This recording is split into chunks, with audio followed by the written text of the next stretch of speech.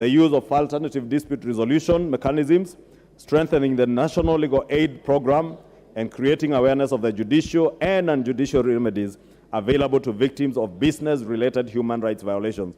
Again, Honorable Speaker, as I mentioned, we are looking at both judicial and non-judicial, and that's why Pillar 3 speaks to the alternative dispute resolution mechanism, so that where corporates abuse the rights of communities or a people, people don't necessarily have to go to court. They could engage in non-judicial processes and alternative dispute resolution mechanisms to be able to ensure that people get remedy. Honorable Speaker, the fourth and the last chapter of this National Action Plan provides the implementation framework of the policy, and it proposes the establishment of an interagency implementation committee to oversee the implementation of this policy. It further provides that the National Action Plan will be reviewed periodically to capture the emerging issues in the business and human rights disclosure. Honorable Speaker, I beg Honorable Speaker to move that this House then adopts this sessional paper, number 3 of 2021, which Honorable Speaker, members being able to peruse it as it's already in the table office, will see the work that went into the production of this particular policy plan and how beneficial it is to our communities and also to the business community in the country. Honorable Speaker, with those, I beg to move, and I want to ask my deputy leader, the Honorable Mbaya, to second. Thank you very much, Mr. Speaker. I beg to second the sessional paper number 3 of 2021, the National Action Plan on Business and Human Rights. Mr. Speaker, for many years in this country, human rights issues have been against government, that government is trampling on the human rights of its citizens. And for many years, we had civil rights organizations and a lot of CBOs that came out to protest against the abuse of human rights. But now, as human rights platforms have moved, now it is looking at what are businesses doing? What are businesses doing? What are organizations? What are profitable organizations doing? What are non-state actor organizations doing in terms of human rights? And this action plan that is being tabled today and moved is a step towards strengthening human rights with governance, linking good governance with human rights in this country. And it is not only looking at governance from the state perspective, but also at the business perspective.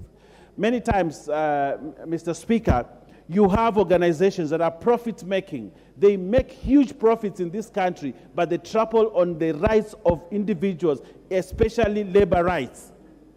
And when these people whose rights are being trampled on, they do not have a judicial recourse. They cannot have judicial remedies because these companies are powerful, these companies have connections, these companies are such that they're untouchable. But today, the launch of this organization is a big reprieve for this country, that today you can actually seek judicial remedy because you work in an organization, and in that organization, your rights have been trampled on, and you can actually seek it and get it, because today we are doing that. And we want to tell these big companies, multi-agencies, the blue chip companies, respect human rights, respect the rights of the people that work for you. Very many factories today get built in this country by foreigners, even by Kenyans. But when people start working there, one of the things that they do is women's rights. How are women respected in that organization? When women are employed, what mechanisms are used to employ those women? How are they treated? Are they sexually abused?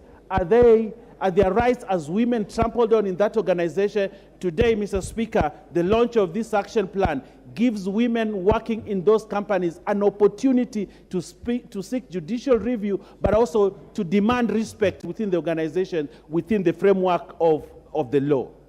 Mr. Speaker, we've seen ILO talking about child labor, and that child labor is actually a travesty on human rights. But it has continued in many organizations. Today, this action plan that is being moved in this, and we're asking for adoption in this parliament, is guarding against child labor. That children should be given the opportunity to go to school, complete school, and seek employment. But child labor is a source of cheap labor. And many organizations actually look for it and employ young people so that they can get cheap labor. We are saying as a country, as a nation, we are the second to launch this action plan. We are saying we need to move forward, protect our children from unscrupulous business people who are looking for cheap labor. Mr. Speaker, when you look at this action plan, it has pillars that provides guidelines for businesses to promote human rights, to give judicial remedies, and also to give individual communities an opportunity to defend their rights. Mr. Speaker, there are communities in this country that live at the behest of big multinationals because they have an opportunity to do mining. When they are doing mining in that area, they do not care about the environmental issues in that place.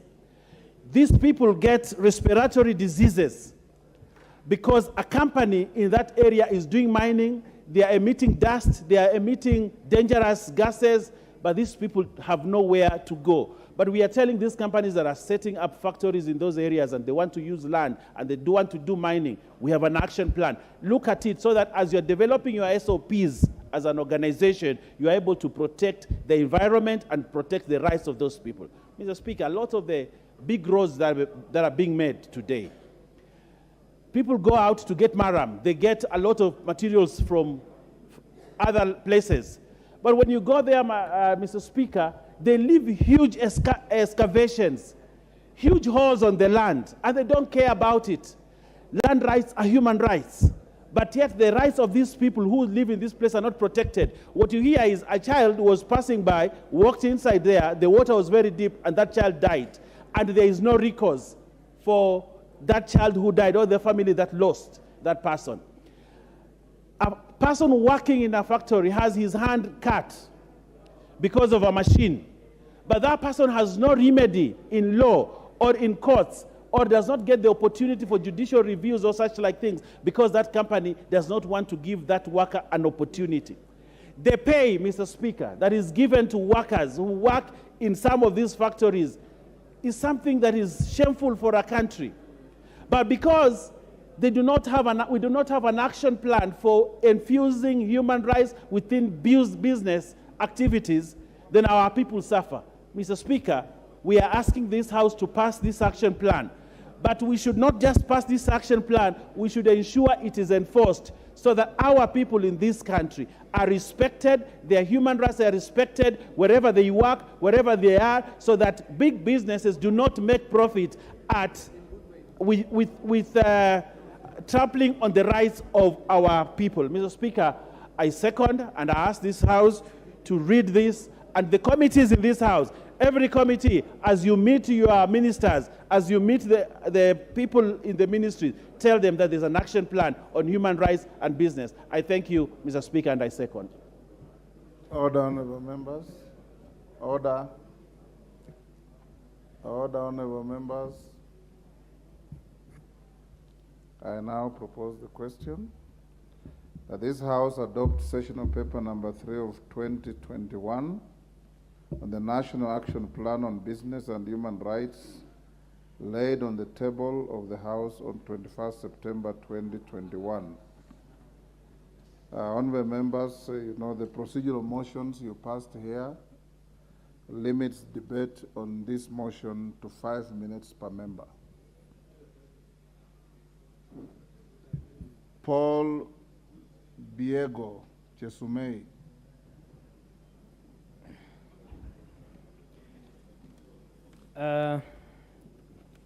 Thank you, sir. Thank you very much, Mr. Speaker, sir, for according me this privilege and honor to make my maiden speech. I've really waited for this opportunity, and thank God the opportunity has been got. It goes without saying that the real honor is to the great people of Chesume constituency, who in their wisdom accorded me the opportunity to be part of the 13th Parliament by immensely electing me to represent them. My name is Paul Kibichi Biego.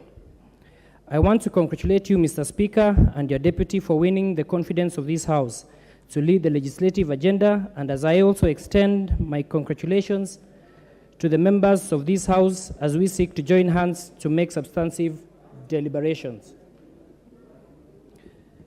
I thank God for the far that He has brought me, and I also thank my family, more so my wife, who unconditionally supported my ambitions and aspirations. I also am not also forgetting my campaigners who came together in large numbers to form Team Polo, in which we collectively combed villages and homesteads seeking votes. Furthermore, I wish to convey my gratitude to our party UDA and Kenya Kwanza family, led by His Excellency Dr. William Samoei Ruto, and I confess that the party's ideals and manifesto not only resonated with me, but also with the people of Nandi and Kenyans at large. As Martin Luther King Jr. once put it, even if it falls your lot to be a street sweeper, go out and sweep streets like Michelangelo painted pictures, sweep streets like Handel and Beethoven composed music, sweep streets like Shakespeare wrote poetry, sweep streets so well that all the hosts of heaven and earth will have to pause and say, here lived a good street sweeper who did his job so well, and today I stand tall and firm to live up to those words. I seek to be the best in my representation to the great people of Chesume constituency. Mr. Speaker, sir, my constituency is located in Nandi County and an area of astute agricultural background, and as I stand here, I stand on top of dilapidated roads in which I seek to be the solution for my people, for them to be able to move their products from the villages to the markets. Worst affected amongst many others are the tea farmers, who are having an horrendous task faring the same due to bad roads, as over the past few days we've witnessed not less than 3 lorries overturning as the drivers are unable to navigate through the bad roads. Just to mention a few roads within my jurisdiction which need urgent attention is the Baraton Samo, Chemuswa Danger, Kimondi, Kaiboi, Lelmoku Angechek, Belekenya Masaba roads, amongst others. This will go forth to ensure proper road network to the success of government programs for now and the future, as we are aware of the distribution of NPK fertilizers, which is destined to smallholder tea growers across the country. Mr. Speaker, sir, the government also a few days flagged off a consignment of DAP fertilizers to the farmers, and as we commit to provide affordable farm inputs through subsidy, which is a strategic intervention that will put the country on the right path as far as food security is concerned, I wish to call for proper and equal distribution mechanisms to enable all farmers, including those right in the interior and remote areas, to receive the subsidized fertilizers, as we utilize locational administrators for easy access to the farmers. Mr. Speaker, I represent qualified but unemployed young people whose faith and hope are pegged on me to look for jobs, opportunities for them to get meaningful livelihood and provide themselves and their families. Mr. Speaker, sir, as a young legislator and a first-timer, would beg to know what criteria is used in giving people to speak in this house, because I've been in the queue for a very long time. But because I'm seeing my time has gone, then I will give the motion next time, but would like to be given equal opportunity so that you can be speaking. Honorable members, I know the honorable member has made a maiden speech, but as you make your maiden speeches, be relevant to the motion on the floor. The good member has made a very good speech about his constituency and made no reference to the motion on the floor. I want to invite the Honorable Emmanuel Wangwe. Now, my screen is full. I don't know if members have logged in for the constitutional amendment proposed bill, yes, or for this session of paper. Wangwe. Thank you, Honorable Speaker. Honorable Speaker, I rise on point of order number 83. And in line with what you've just said, Honorable Speaker, I wish to remind you that, Honorable Speaker, in the 12th and 11th parliaments, we used to have father and mother of the house. Honorable Speaker, as we progress into the 13th assembly, we seem to be assuming that we don't have father and mother of this house. I would wish, Honorable Speaker, to take this chance to request you that you nominate for us the father and mother of the house who will help to mentor the young legislators, so that, Honorable Speaker, in line with the practice of the CPA, so that we are able, some of these issues which you are raising in terms of procedures and processes, which are not gathered for in the constitutional, in the standing orders, Honorable Speaker, can be taken care of.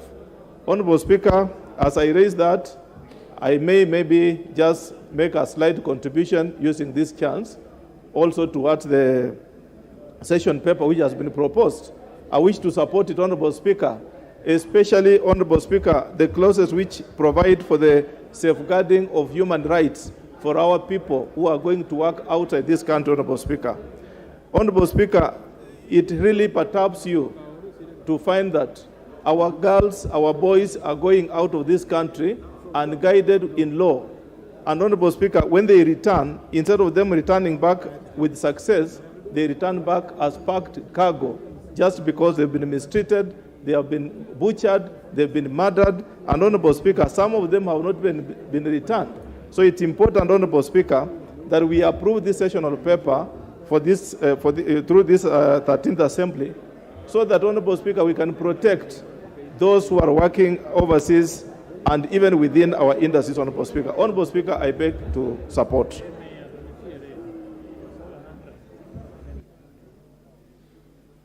Honorable Kosgei. Is it called Kosgei? The honorable member at the back. The point raised by the Honorable Wangwe about the father and mothers of the house, I will communicate. Thank you, Mr. Speaker. I take this opportunity from the onset to support the motion on the floor. The question of human rights touches so much on the day-to-day lives in countries and in our own country. The issue of human rights, should be understood as a moral entitlement that every individual in the world possesses, given by God, and that being a human being, you are entitled to that right. One of the issues that we observe, and especially from persons with disability, is the question of accessibility to places of public services, to citizenry. I have traveled. At one point, I had an experience, and I discovered it was not me alone, Mr. Speaker, where the airlines in this country would not provide a means by which we enter into the plane, depending on the disability. And I was shocked one day when I was told by one of the flights, who admitted you into this flight anyway? But after bringing to the attention of the House through various committees, I was surprised to learn that people and some of the companies don't think that it is a human right issue.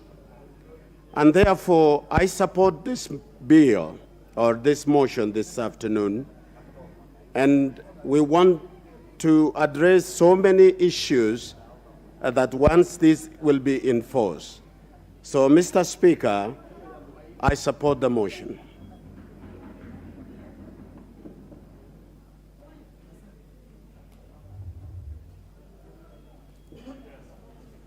Okay, thank you. The Honorable Kahindi Katana.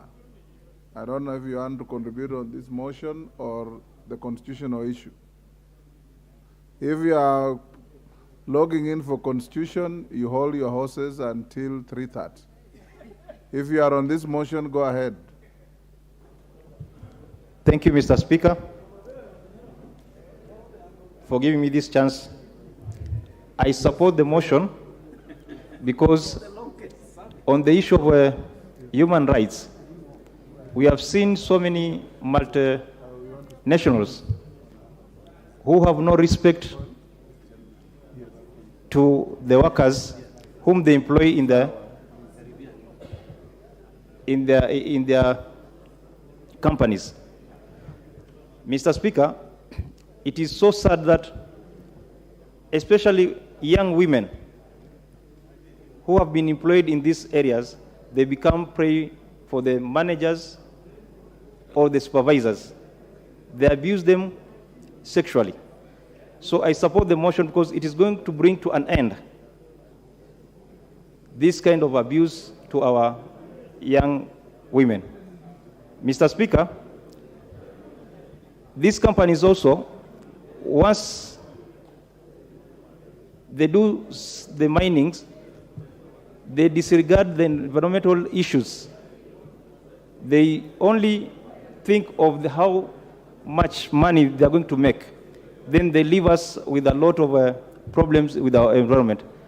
Mr. Speaker, I support the motion. Thank you. Order, honorable members. Order. Order, honorable majority leader and your team. Honorable members, I want to acknowledge the presence in the public gallery of Kongoni Primary School from Langata constituency, Nairobi. On your behalf and my behalf, we welcome the school to the House of Parliament. Honorable members, there's a short communication.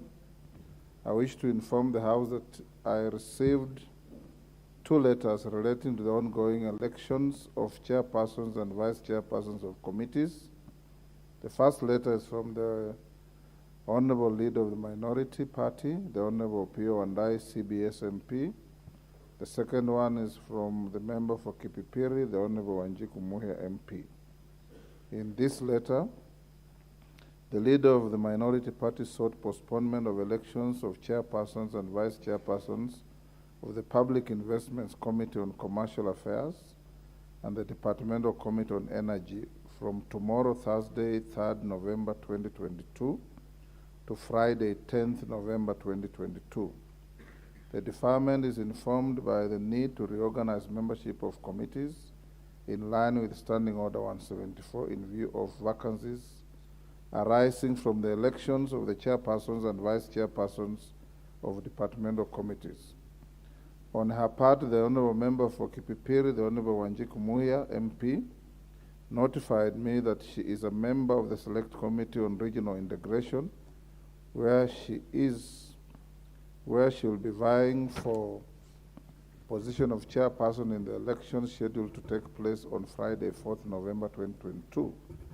She was concerned that the Joint Parliamentary Committee on Elections of IALA, which she co-chairs, would be retreating in Mombasa on Friday, 3rd November 2022, to consider matters with the statutory timelines. That will disenfranchise her in the elections proceeded, if the elections proceeded as scheduled. The member therefore sought the intelligence of the Speaker to reschedule the elections from Friday 4th to Thursday 3rd November 2022 in order to enable her to participate in the elections and thereafter proceed to attend the ad hoc committee meeting. Honourable members have since acceded to both requests by the leader of the minority and the Honourable Wanjiku. In this regard, therefore, the elections of chairpersons and vice chairpersons of the affected committees are scheduled as follows. The Committee on Regional Integration will hold elections tomorrow, Thursday, the 3rd November 2022 at 3:30 p.m. The elections by the Public Investments Committee on Commercial Affairs and the Departmental Committee on Energy stand deferred to Friday, 10th November 2022 in the morning. I think it's at about 9. The House is accordingly guided. I thank you. Honorable Didymus Barasa, you have 4 minutes on this motion.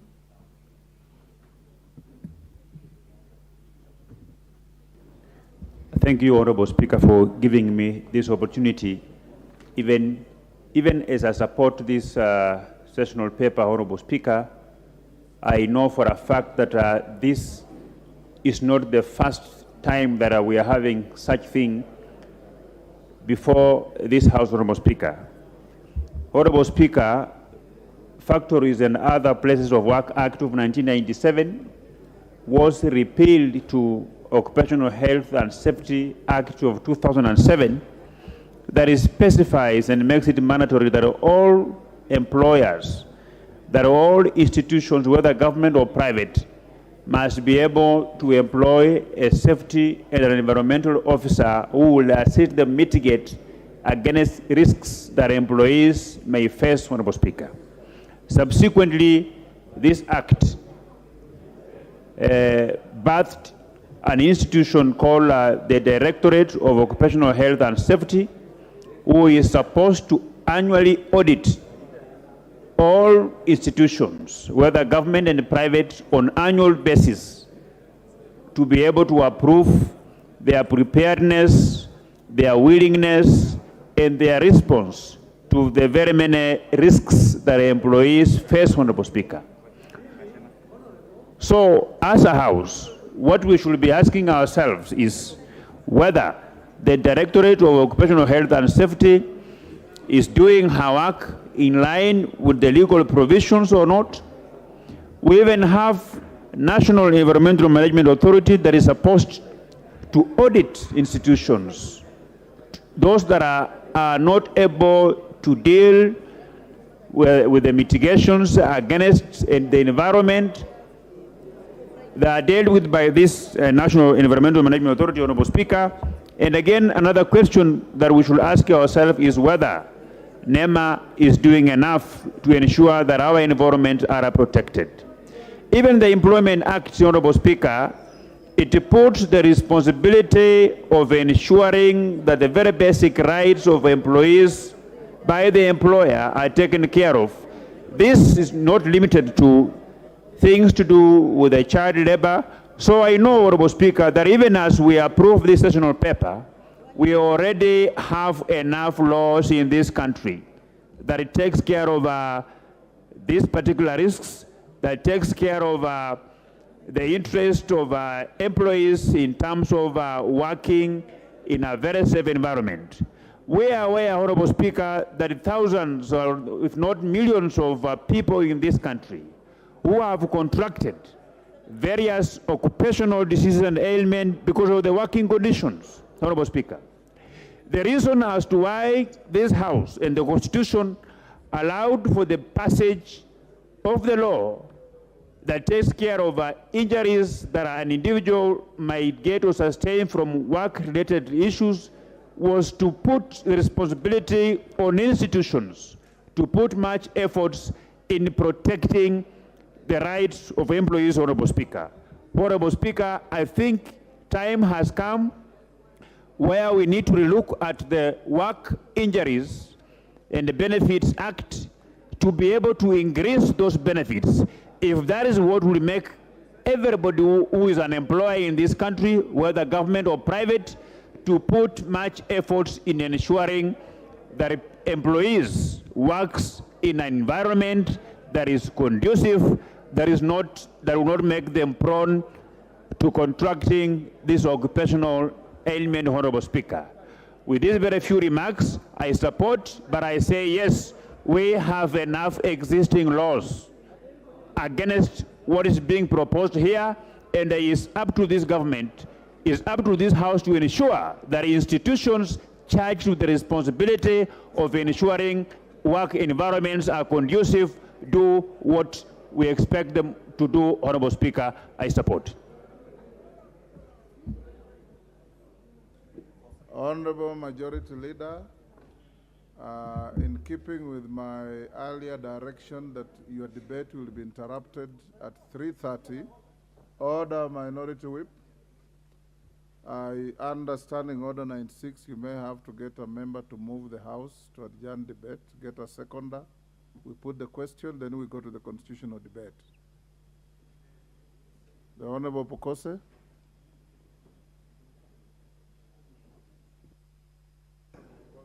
Thank you, Honorable Speaker. Honorable Speaker, I move under Standing Order 96 that we adjourn this debate,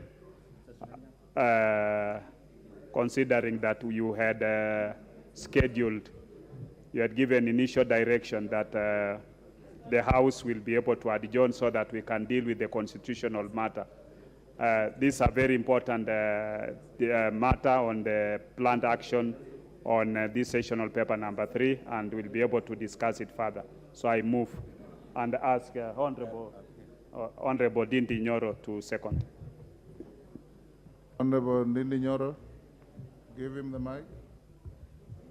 Mr. Speaker, I second. Order, honorable members. Honorable Minority Whip, you seem to have had a good lunch. Honorable members, in accordance with the Standing Order 96 and the provisions therein, I beg to put the question that debate on the motion at order number 8 do now adjourn. As members of that opinion say aye. Will those of the contrary opinion say nay? The ayes have it. That motion is consequently put in abeyance. It will be back on the order paper either tomorrow or Tuesday. We'll now move to the pre-publication debate on the constitutional bill proposed by the Honorable Mule and Honorable Kishimo. Clerk. Statement on the legislative proposal to amend the Constitution under Standing Order 114(7)(a). Honorable members, I did indicate to you yesterday the Honorable Junet, please have some order. I did indicate to the House the purport of this debate. It's a pre-publication debate. It has no vote at the end. All members who have issues have received representation from the member for Dagoretti South, for example, that he has an issue he wants to ride on to the proposed bill. Debate the statement, put your issues.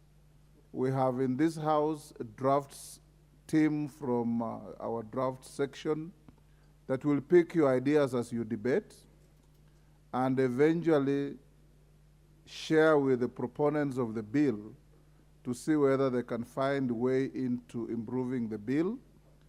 Those with ideas that you would want to share directly with the Honorable Mule and Kishimo, after your debate you can do so.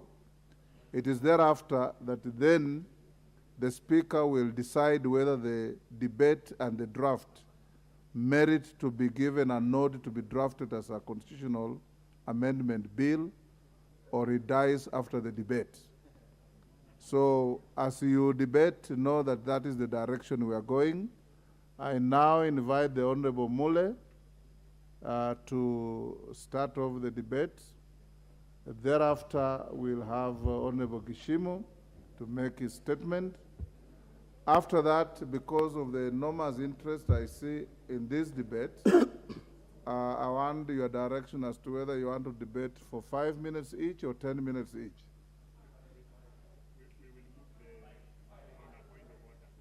Yes.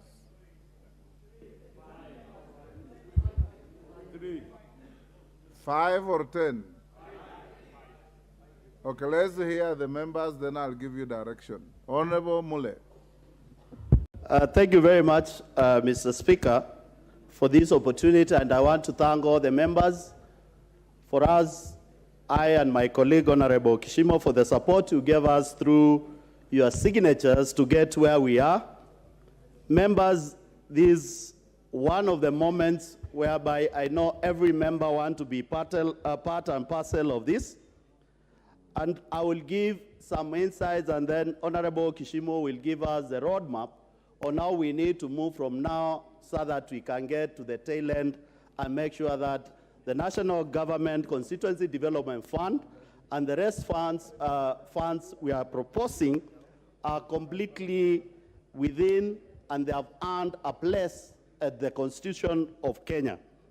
I want to remind members the journey for the former so-called CDF began in 1999 with Honorable Engineer Karue, whereby he had proposed, and it was not easy until sometimes later in the year 2000, when this House passed the act to make sure that we have constituency development fund. And because we have limited time, members, I want not to dwell on the history, because all of you members, you know, but I want to look at a few social development achievement which will enable members and the public to give us an opportunity to get the national government of constituency fund, the national government affirmative action fund, the oversight fund for the Senate, and stimulus and economic and empowerment fund to the Constitution, to make sure that we are creating a situation in the country whereby we know very well we have a total protection of the funds from this year until God will give us time to live in this world. Members, you need to understand that CDF, for the last 18 years, it has performed extremely well with key mandates and disbursement of close to 417.2 billion shillings to constituencies across the country. Consequently, the fund has increased from that figure to 1.3 billion in 2003, and by 2022-2023, the fund stands at 44.29 billion shillings. Members, I know you know exactly what CDF has done on the ground at the grassroots level, and I just want to put to the public and members in this house why we need to protect this fund and the other funds to make sure that we move forward and Kenyans and the future of this nation, and especially the constituency we develop, are completely safeguarded. Members, I want we move together and understand where we are coming from to make sure that we walk together this journey. It's not a simple journey, but I know at the end of the tail end, we'll manage to convince members, and will be 290 members in this house to make sure that we attain the two-thirds rule, so that we can be able, two-thirds, to be able to enact this constitutional amendment. Members, for the last 5 years, CDF in Kenya, or National Government Constituency Development Fund, has disbursed 57 billion shillings in terms of bursaries, which has benefited 6 million students in the Kenyan Republic. Members, it's for you to chair this so that we go with the public. The public out there are watching. Secondly, members, National Government Constituency Development Fund has constructed for the last 5 years 24,020 classrooms in different parts of this country to contribute to the education sector. We have also managed to finance and construct 1,156 dormitories, whereby they are occupying a capacity of 138,732 students. We have also been able to construct in different constituencies 3,288 administration blocks in various schools, both primary and secondary. In most of the secondary school, we have been able to finance and construct 1 libraries, which are making enormous changes within our secondary schools for learning for students. Members, to make sure that there is proper sanitation in primary school and secondary school, for the last 5 years, National Government Constituency Development Fund constructed 19,400 sanitary better toilets for our kids in this country. Members, in the same period, National Government Constituency Development Fund also has purchased 961 new buses to ferry our students to various areas. Members, in the same line of education, Constituency Development Fund was able to enable members start at least 833.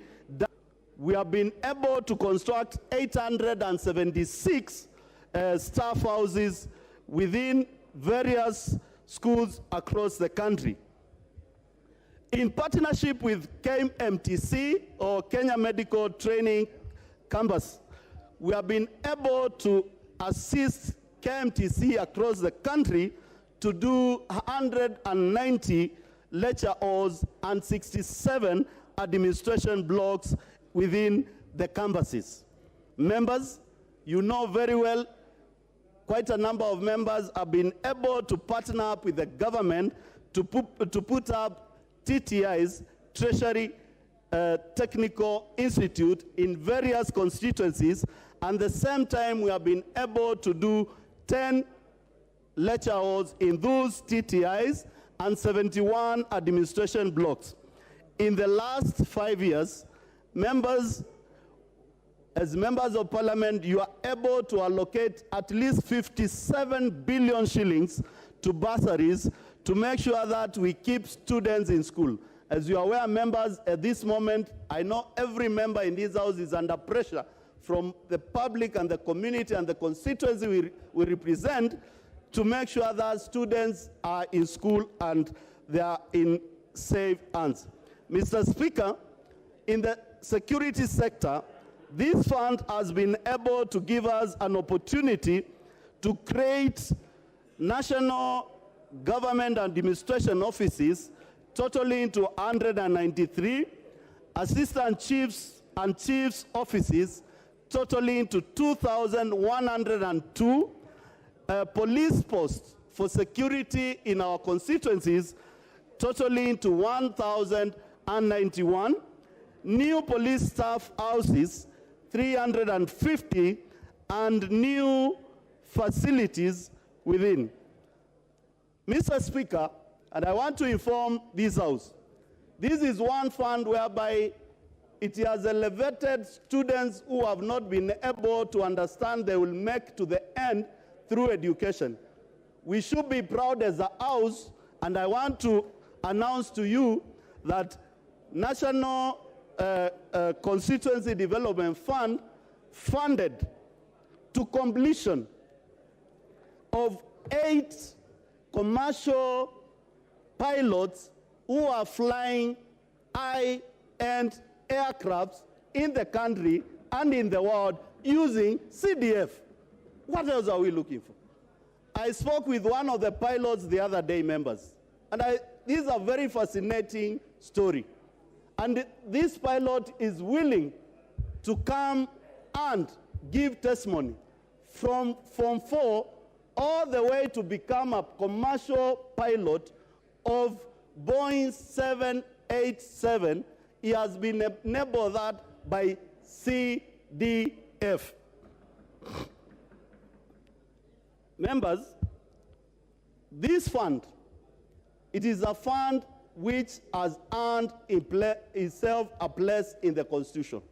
And why we had to sit down and discuss quite in length with members, with my colleague, is to see we stop the people and the busybodies who are trying to kill the noble ideas which had been started by our colleague, Honorable Engineer Karue. Members, I want to say this so that I can give Honorable Kishimo to give us the roadmap and we allow members to ventilate. This is a journey we are not relenting whatever comes. This is a journey we'll walk as members from both sides of divine to make sure that we safeguard this idea which will develop this country to the next level. Members, I know we are also carrying on board the national government affirmative action, which is taking care of the opportunities to our women reps in this house. We are also thinking outside the box to make sure that the senators have a fund which they can use to make sure that they oversight the counties. We stop the menace of corruption and looting of county monies from the counties through rogue administrations within the counties. And lastly, we are also looking forward whereby we have economic stimulants and empowerment fund which will take care of the women, the men. And when I say the men, some people are looking at me as a man. There are quite a number of men out there who need support from government, who need to be empowered to deal with the girl child, who need to be empowered to make sure that they complement the girl child when they marry, they are at the same level.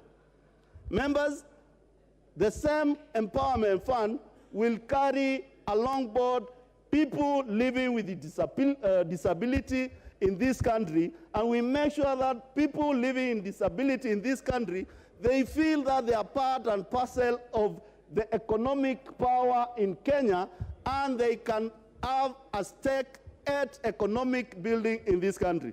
So, members, I want to urge you, as we debate today, we and my colleague, we want to hear your views, how we can improve on this, so that we can get into the second stage. And I can assure you, we are ready and we are equal to the task to amend the Constitution through parliamentary initiative without spending a single penny from the public, through this House. Through this House. And that is the power we have been given by the public when they elected us in August. We must change the way things are done in this country. We must put the authority and the power we have been given by the people to make sure that we safeguard them. Mr. Speaker, I want to rest my case there and request my colleague, Honorable Kishimo, who we are ready to walk to this journey. I know it will not be a walk in the park. It is going to be ups and downs, but we are ready to make sure that we safeguard all these funds and make sure that Kenyans have value for money at the end and for the future, and forget about the busybodies who think members of parliament are part and parcel of the committees. And I know Honorable Kishimo will give you how the funds are structured and how will. Members, the last thing I want to say, after we enact and entrench all those funds in the Constitution, you will have the opportunity to enact new acts through this House, whereby you will never require the two-thirds majority. You will require the majority of the House to make sure that we have the new NCDF Act, probably of 2022, 2023, 2024. We'll have a new act for NCCF. We'll have a new act to deal with the issue of the Senate. We'll have a new act to deal with the Economic Empowerment Fund. So, I know there are so many members who have a lot of questions. We are free, we are available. And Mr. Speaker, yesterday evening, we had the opportunity to meet with members from the county assemblies drawn from the entire country, representative. They gave us their views, we advised them very well, and we want to carry everybody who is speaking about development to Wanjiku, to Maina, to Mutua in this country, together in this bill. Members, I urge you, let's move together for better Kenya. Thank you, Mr. Speaker. Thank you, the Honorable Mule. Honorable Gishimu. Thank you, Honorable Speaker, for this opportunity to give my exposition on the statement on the legislative proposal to amend the Constitution.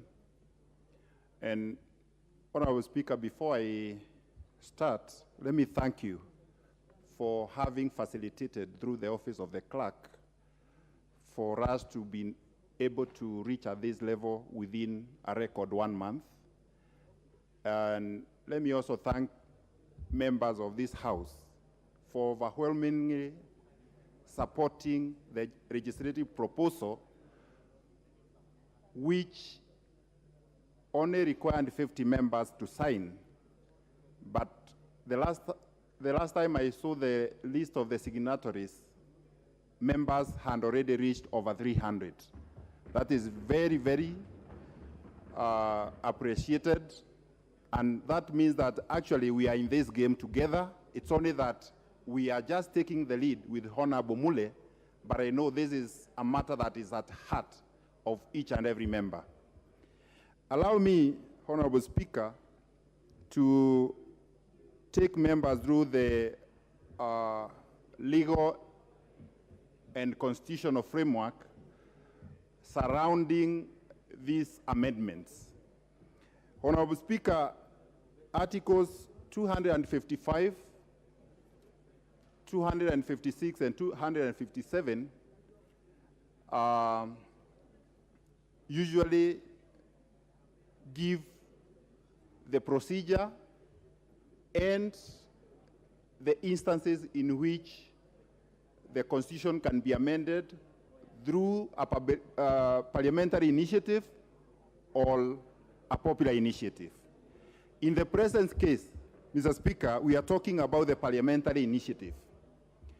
And members, according to the Constitution, Parliament can amend any part of the Constitution, but the procedures for amendments through a parliamentary initiative is usually two-pronged. One, whereby you amend the Constitution and you end up to the referendum. The other roadmap, you may amend the Constitution and you don't need to go through the referendum. And that is what I wanted to enlighten all to enlighten members on. Under Article 256, where Article 256 grants Parliament, both levels of Parliament, that is the National Assembly and the Senate, either houses of Parliament can initiate a constitutional amendment. And we have initiated one in this House. And after the publication of the bill, the House or the bill will be read for the first time in this House, and it will require that we have a whole 90 days for the public to weigh in, for public participation, before the matter is reintroduced back to the Parliament for the second reading. And in both instances, that is the second reading and third reading, the threshold to pass a bill to amend the Constitution is 2/3 majority in both houses. If both houses pass the bill, then the two speakers of the National Assembly and the Senate will pass the bill to the President for assent with a certificate. However, the President will not assent to the bill if it touches on the matters that are enumerated under Article 255(1), which, if the bill touches on the matters of Bill of Rights, the sovereignty, the supremacy of the Constitution, independence of the judiciary, and commissions and independent offices, and other matters that are enumerated there. In that instance, that bill will stand committed to the IBC by the President for them to give an approval for his assent. And that approval will not come until the matter is taken for a referendum. And the requirement in that referendum is that at least 25% of the registered voters in more than half, in half of the counties shall have voted with a majority of the members giving a nod to the bill. That is when the President will, the IBC will give a certificate, and the President will then assent to the bill and have it published. However, in our case, we have tried to avoid that route, because we have avoided to touch on all the matters that are enumerated under Article 255(1), whereby we are not touching on any one of them. So our case is that this matter will end up with both houses of Parliament.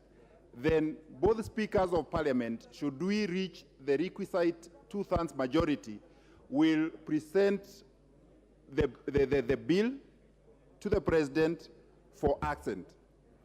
And Mr. Speaker, on the matter, on the roadmap that is provided under the standing orders, as you've already guided this House, today we are not debating this bill for any vote or for any resolution. We are just giving the House an opportunity to give general comments, which will be later be collated and taken into account by the committee that will be given the responsibility to take this matter forward, which your Honorable Speaker has already given, that NGCDF committee will be steering further discussions in the matter. Honorable Speaker, and for the interest of the members, towards the tail end of the 12th Parliament, the Procedure and House Business, House Rules Committee, which is under the leadership of the Speaker, presented to this House the amendments to the standing orders, and that is how standing order number 114.7A was introduced in this House, because of the importance of constitutional amendments. The roadmap towards an amendment of the Constitution was given preference in that amendment. And one of the areas, or actually the first step, is to have a legislative proposal, which we've already have before this House. The Speaker has already allowed members to make, or the sponsors to make statements, which we are already making, so that members can weigh in and give their general comments. Then after this, these comments of the members, there will be a facilitation for collation of these comments. And that is why we are urging members, kindly, if you can give your views as to how we can be able to enrich these amendments, that will be the best thing, because they will be picked by the committee that will take over the matter from here and be able to guide the House ahead. Then after the collation of the comments, the committee will also give members another opportunity to appear before it, and the other stakeholders, including the AG, the commissions, and the independent offices, and including the Senate. And this, Honorable Speaker, thank you, have given a very good guidance, there were fears by the senators that we might discuss and pass this bill as it is before their input. They will have an opportunity at the next level to give their views, and any other person interested. The whole country will also have an opportunity, because we will have a whole 3 months after the first reading for us to be able to reach out to every other part of this country, being a constitutional amendment. Mr. Speaker, lastly, after all this is taken, there will be what we call harmonization of all the views that have been collated from the views from this House, from all the stakeholders, and at that point, that is when the bill will be published for first reading and introduction into the House. At that level, Honorable Speaker, with your guidance, that is where you said that once the bill is introduced and read for the first reading in the House, it cannot be amended.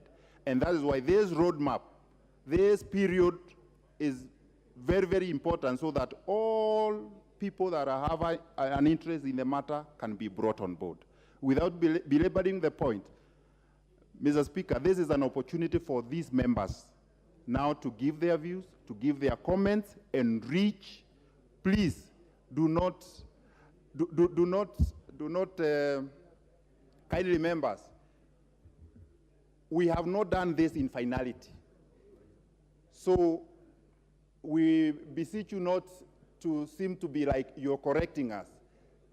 Appear to be like you are enriching the debate, you are enriching the proposals that we've come up with, so that we can have the best for this country. We protect CDF, GAF, and introduce 2 other funds which are very critical in this country. As I wind up, Honorable Speaker, let me also give some insight in the matters that were in court. The first matter that was in court was the one that was challenging CDF Act of 2013, not NGCDF. Those are 2 different funds. CDF is the one that had been introduced and was overlapping with the functions of the counties.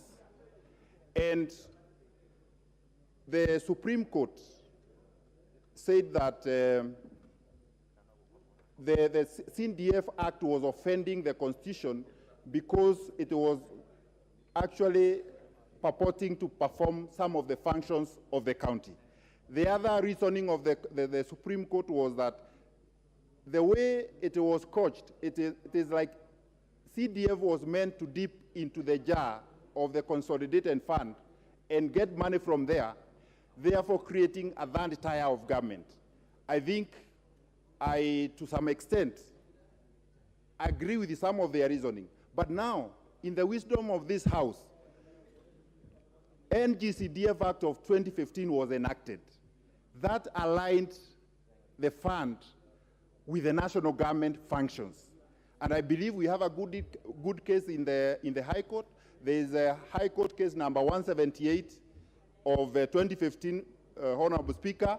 I will not give comments on it. Otherwise, I would be taken to have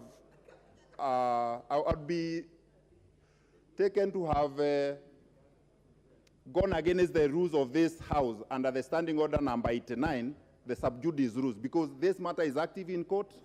It is alive. It has I'm informed by the litigation department that this matter has a date for submissions on the 1st and 2nd of December.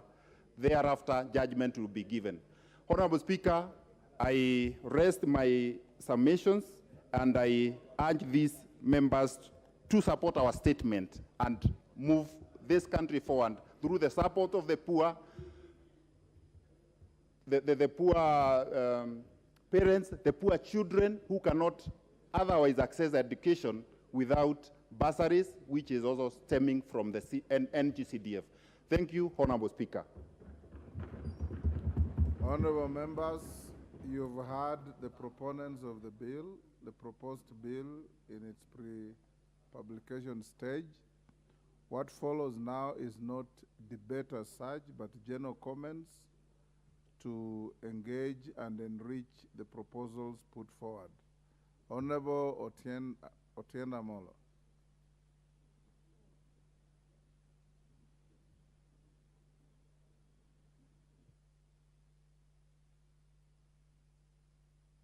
The mic. Thank you. Thank you, Mr. Speaker. Mr. Speaker, first, I want to thank the Honorable Gishimu and the Honorable Mule for this legislative proposal. Tellingly, and it's appropriately not titled a bill, nor is it a motion, it's a legislative proposal, and at some appropriate time, Mr. Speaker, you'll be giving you a ruling on issues of amendment. Previously, when this House considered constitutional amendments under the Punguza Mzigo and the BBI, the Speaker then gave a ruling that it could not be amended.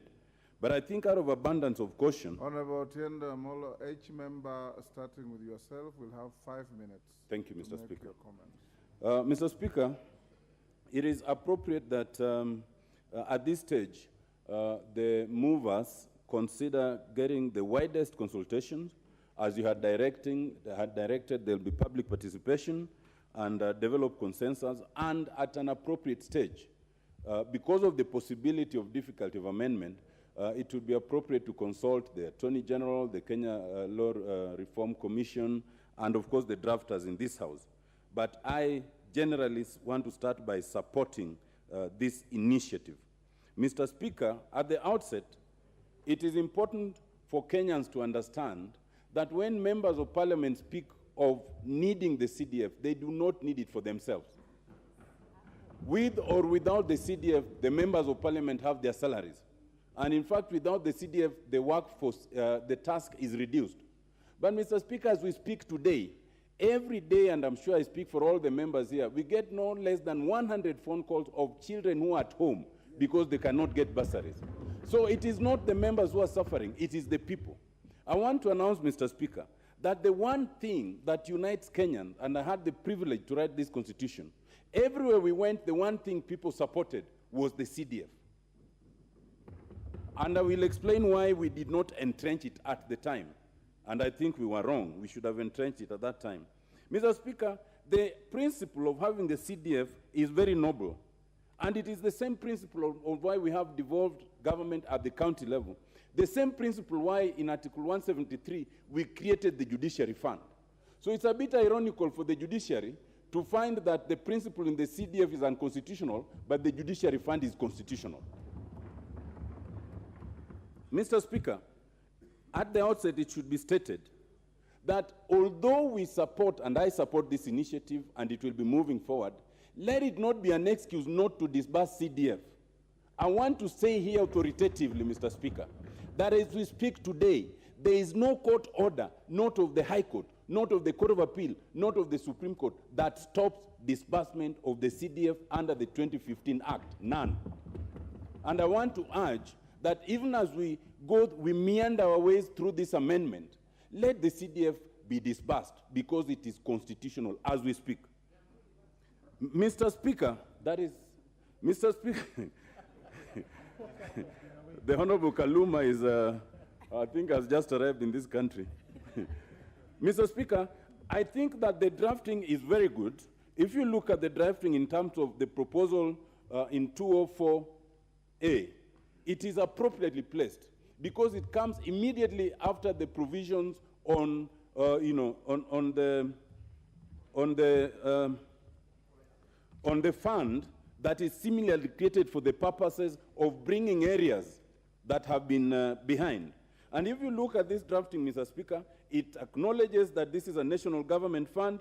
It acknowledges and proposes to increase it to 5%, which I think is appropriate. The more it is, the more Kenyans benefit, not us.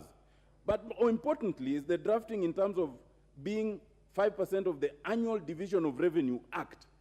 There has been an issue, and we all know, in terms of what you'd call gerrymandering by national government, and the counties have suffered this. And I think for us, this is very good. Mr. Speaker, I also want to note, however, that I will ask my 200 members to consider 2042. Insofar as it proposes that the funds be allocated and considered under Article 206(2)(c). I want to caution, Mr. Speaker, that the effect of that drafting is essentially to make this fund a charge on the consolidated fund. And I do not think that's what they intended. We do not need to go that way. Once we've put the percentages and we are the budget-making body, it becomes automatic. We do not need to make it a charge on the consolidated fund. Mr. Speaker, I support the idea of creating the Senate Oversight Fund and the Affirmative Action Fund. We can debate the percentages, that is fine.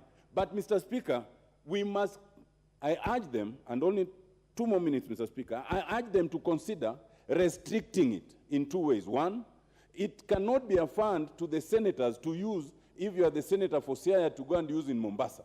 Those funds must be restricted to the county where you are elected, and that so far is not done. And secondly, there must be a distinction between elected senators, elected members, and nominated members. Those nominated may not have equal responsibility as those who are elected. Otherwise, Mr. Speaker, I think this is a good initiative.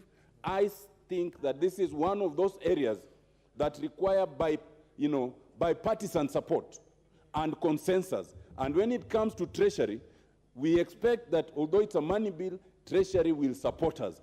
This is where, Mr. Speaker, we must assert ourselves as Parliament. If we cannot assert ourselves here, we will never assert ourselves anywhere. Let it be the first constitutional amendment. Thank you, Mr. Speaker.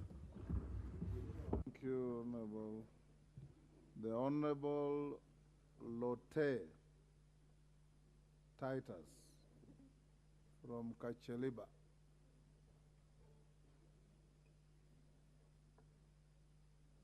He logged in and left.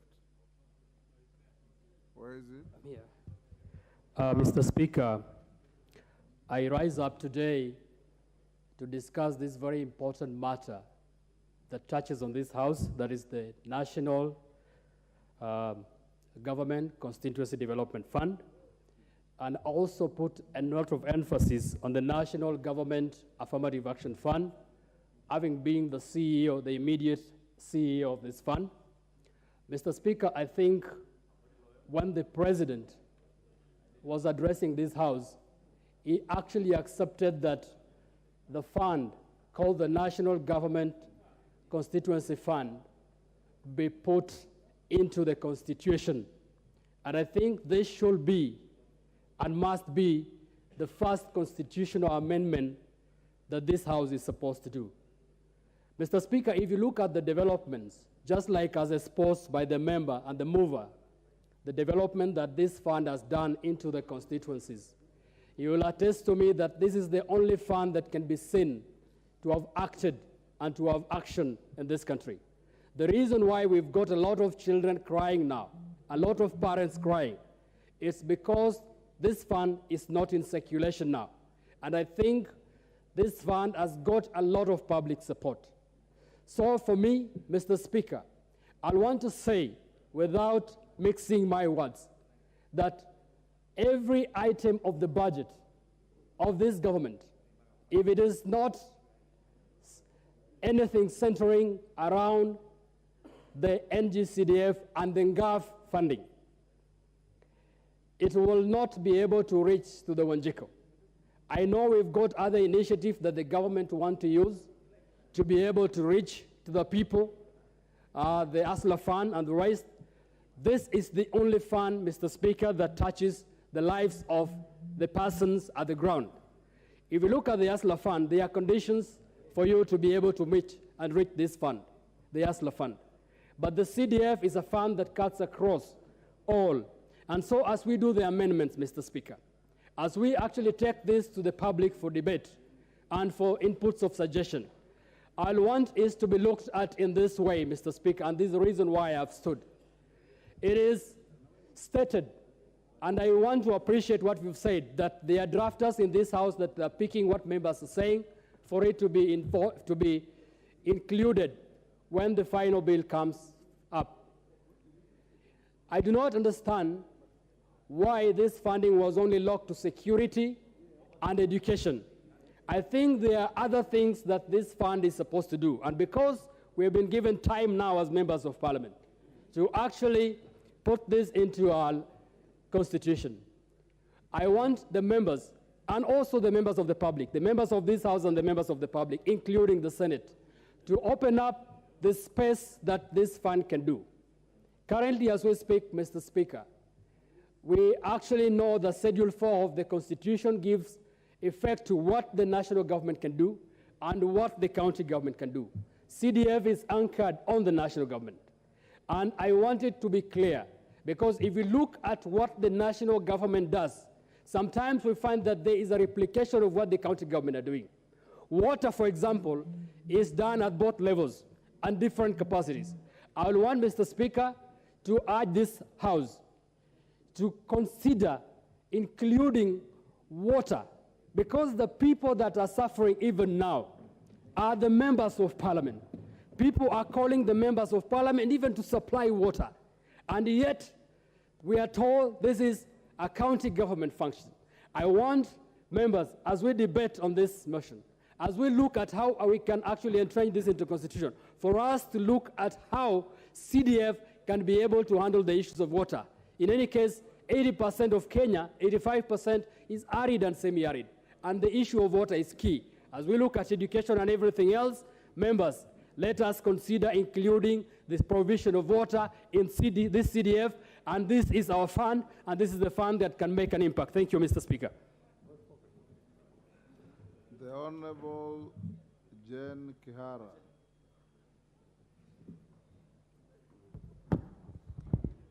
Thank you, Mr. Speaker, for giving me this chance. Mr. Speaker, I am a pioneer of CDF. Remember, Mr. Speaker, we were with you in Parliament last time. And in fact, the Honorable Namamba took CDF to court until he became a member of Parliament. Then he realized how important this fund is. Mr. Speaker, this is the most devolved fund in this country. And why Honorable Muriuki Karowe came up with it, there was a time, there was this very famous phrase that a development project will be done when funds become available. So the regions that never supported the government of the day never got development. So this one goes to every corner of the country. Mr. Speaker, I happen to also have been a wife of an MP who didn't have CDF. Honorable Speaker, it was such a difficult leadership where I would see my husband selling a cow and giving out all that money to a parent whose kid was not in school. This is how this fund is important. Mr. Speaker, you know that time, we used to do hospitals, we used to do water, like the honorable member is asking, until this devolution came. That time, we used to do everything. I was in the pioneer committee of NGCDF, or CDF then, and I happened to travel this country. Today, as we talk, Kenyans do not know that an MP, member of parliament, would just sit here and make laws. Members of parliament are supposed to give. If there's nothing to give, and it's not just giving, it's distributing. It feels so good, Mr. Speaker, when a young man comes and tells me, Madam Kihara, I went to school courtesy of your CDF, and I'm working in this place. It feels very, very good. As we talk, calls are coming because these people need bursary. Bursary is very key, and in fact, if there is a segment of bursary that goes to county government, I wish Honorable Geshibo and Honorable Mule would bring it to CDF, channel it through CDF, because we are the people who are with the students and the parents, and we know where it bites. Mr. Speaker, let me say this. I happen to have been at the place where this idea by Mr. Mule Honorable Mule and Geshimo was muted, and I thought this is the greatest idea. Today, if we don't have CDF, this marginalization would go to the regions that have not supported a particular government. These are the people who are representing the electorate and their children and their families and everything. So this NGCDF, in fact, I remember a parent telling me, if they block it, tell all of us Kenyans to come out to the streets because they know how they benefit or the children benefit. So without much ado, Honorable Geshimo, Honorable Mule, thank you very much. Let us support this because we are the people representing the electorate. We are the ones who know where it bites.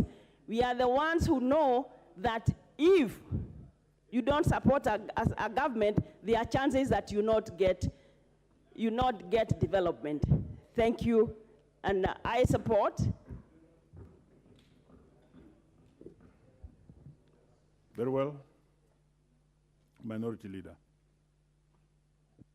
Thank you, the Honorable Speaker. Let me just add my voice to this very important debate.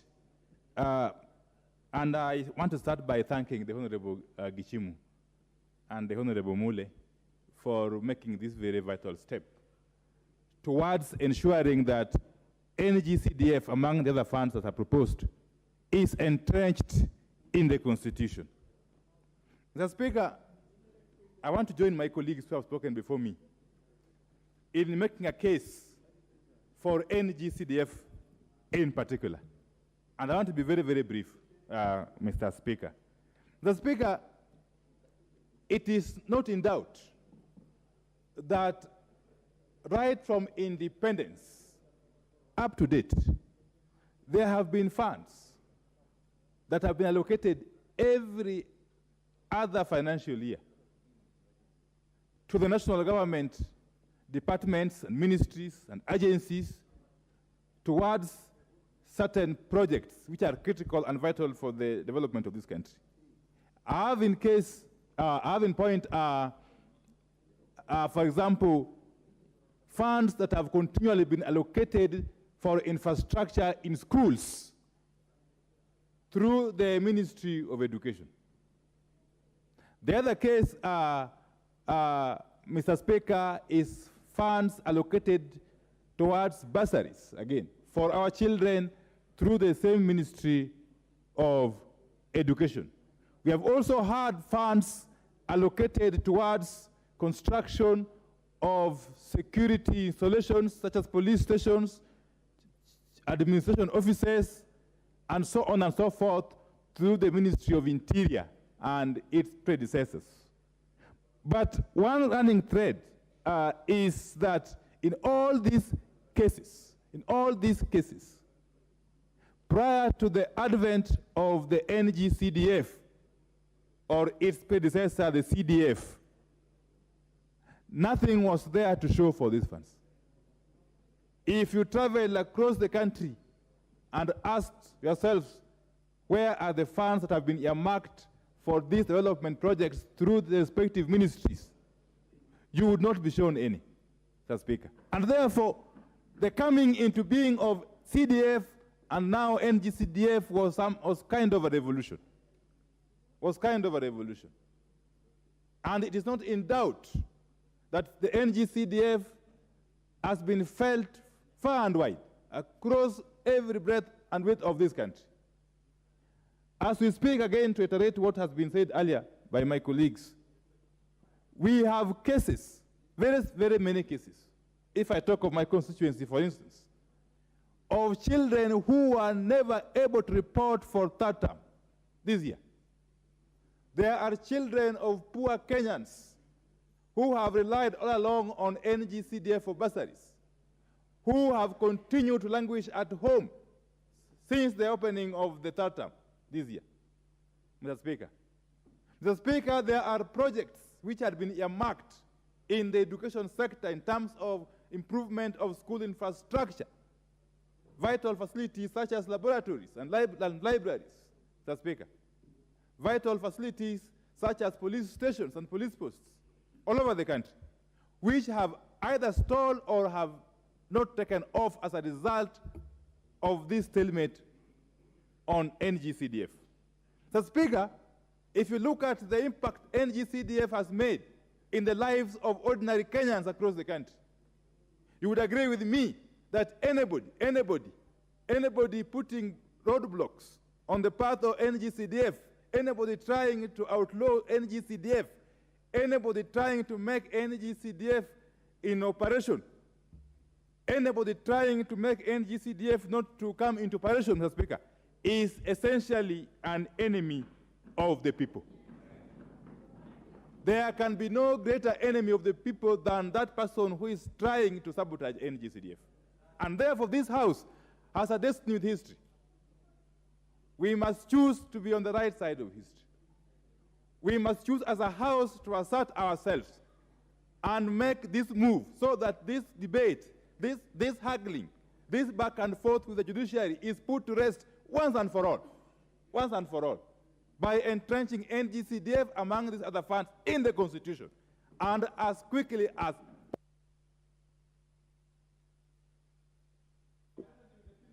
Very well. Very well. Dr. Robert Pokose. Thank you, Mr. Speaker, sir, for allowing me to join my colleagues on making comments on this constitutional amendment by the Honorable Kishimu and Honorable Stephen Mule, member for Matungulu, and member for Gishugu, respectively. Honorable Speaker, when you look at the proposed legislation, constitutional legislation on CDF, on national government constituency, on GAF, on the Senate,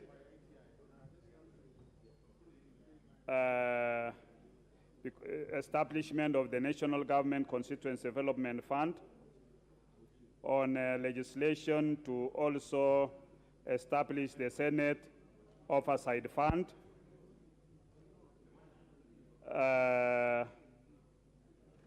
this, Honorable Speaker, is a very progressive amendment.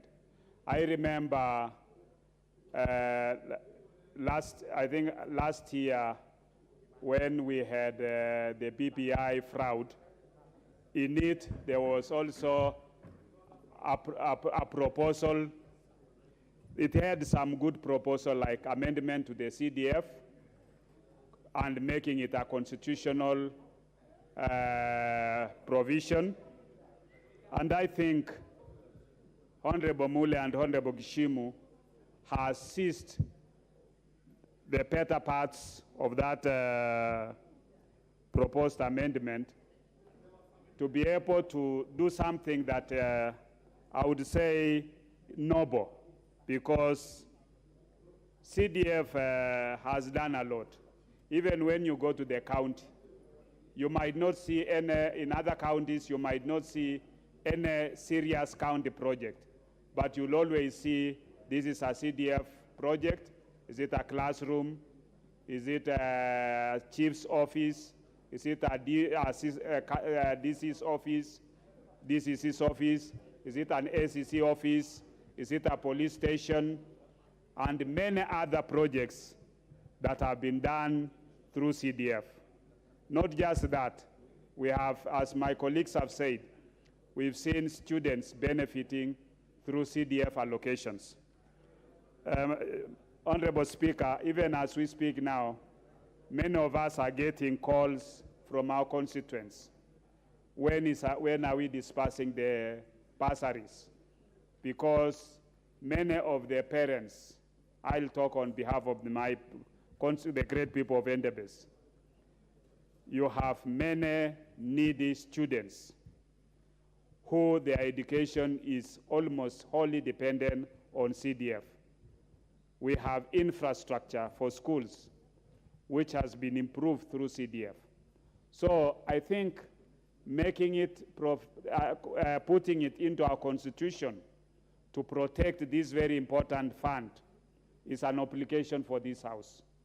And I hope that members will need to take note, because we will need to have, when the time comes, as it is going to be published now, it will take, maybe for the new members, it will take 90 days.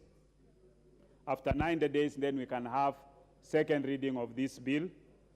Then, because it's a parliamentary initiative, it needs 2/3 of our support, and it will also go to the Senate to get 2/3 so that this bill can be actualized. My only take, Honorable Speaker, is the proposed 5%, whether it is able to be accommodated within our budget, or it will be, or it needs some bit of amendment before it is published to maybe 3% or even 3.5, because we need to be also realistic in terms of that. Yeah, that is my suggestion, but you have your own suggestion. But hopefully, let's hope the economy will grow. With those few remarks, I'll support this amendment. Very well. TJ Kajwang.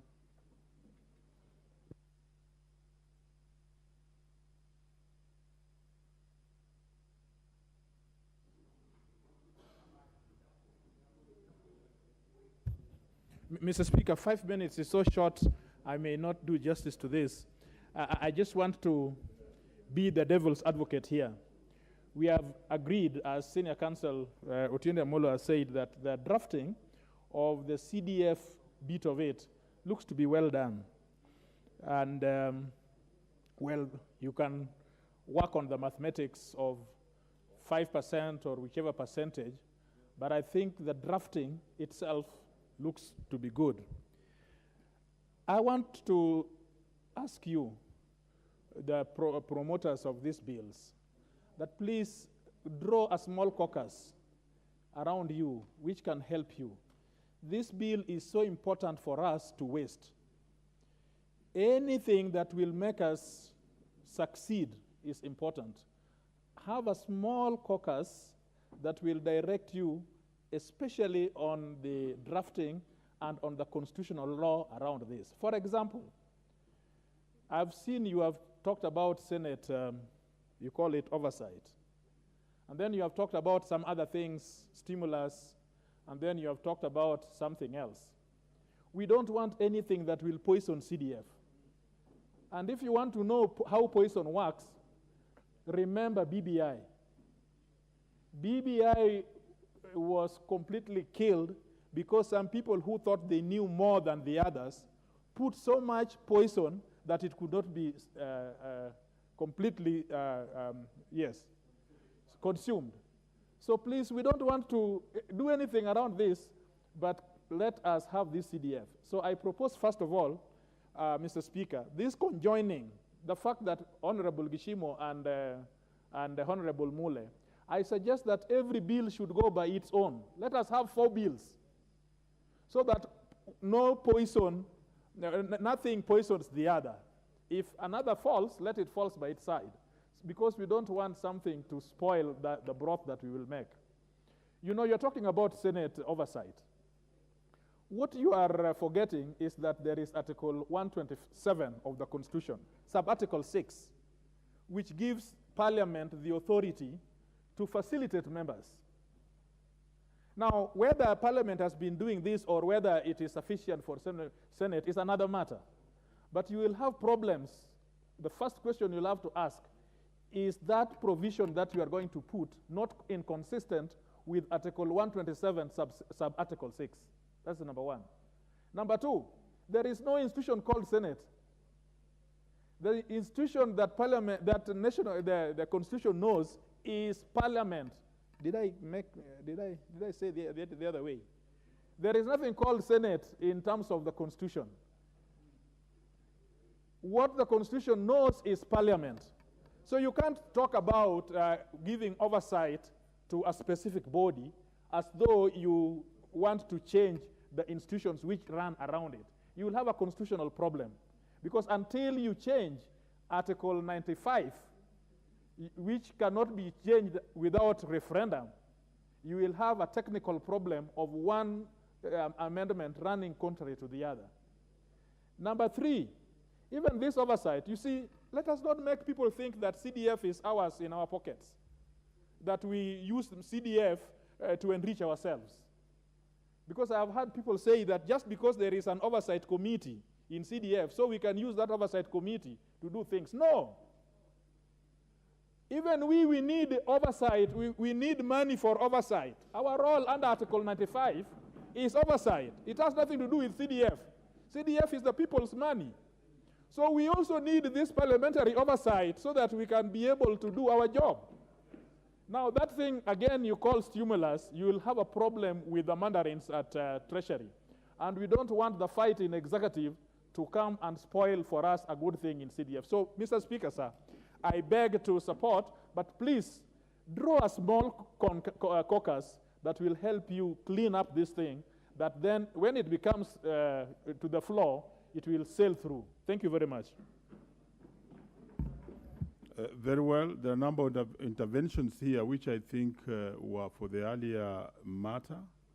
And we have on Yusuf with intervention. You may remove them. Irene, intervention. On Robert Basili, intervention. We have on Geoffrey, intervention. So you could remove them so that you have the mainstream king in. Now, next is Cliff Gisairo of Kitutu. Thank you, Mr. Speaker.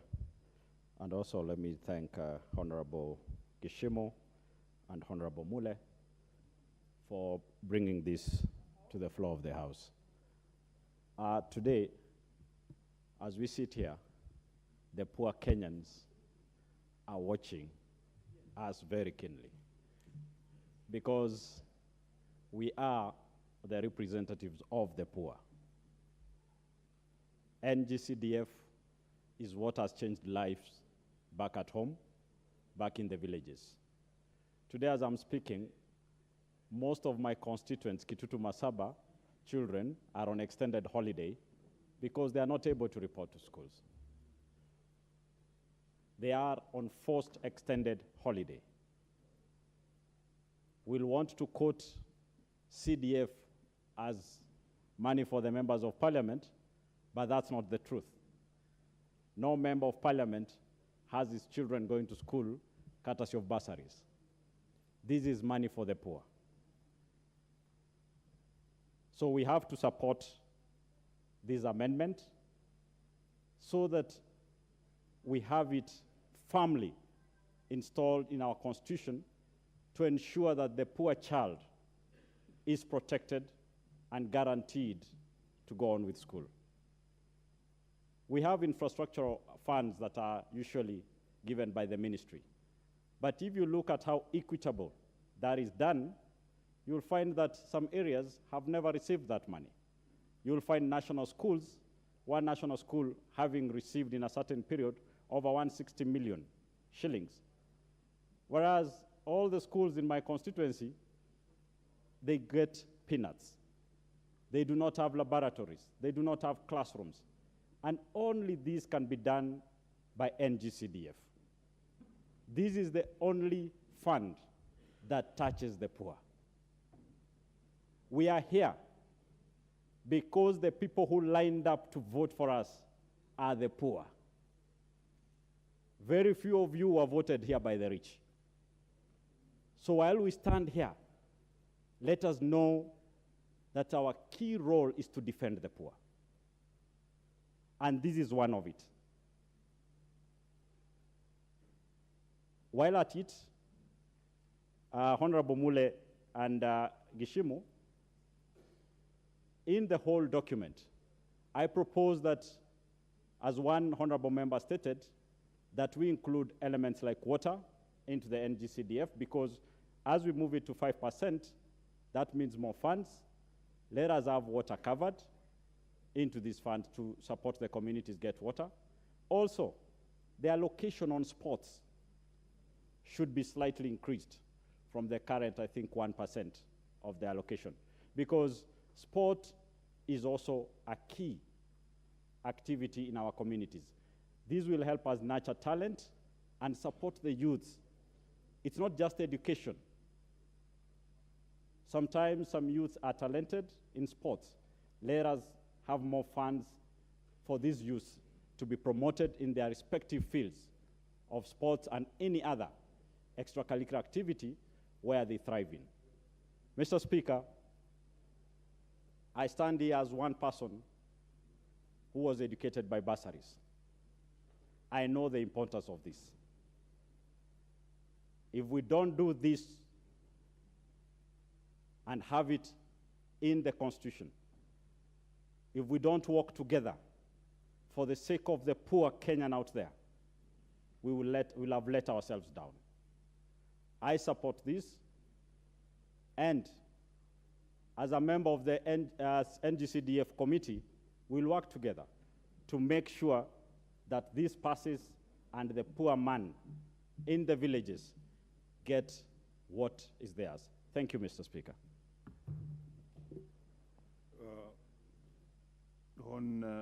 Rebecca Tonkei, Narok.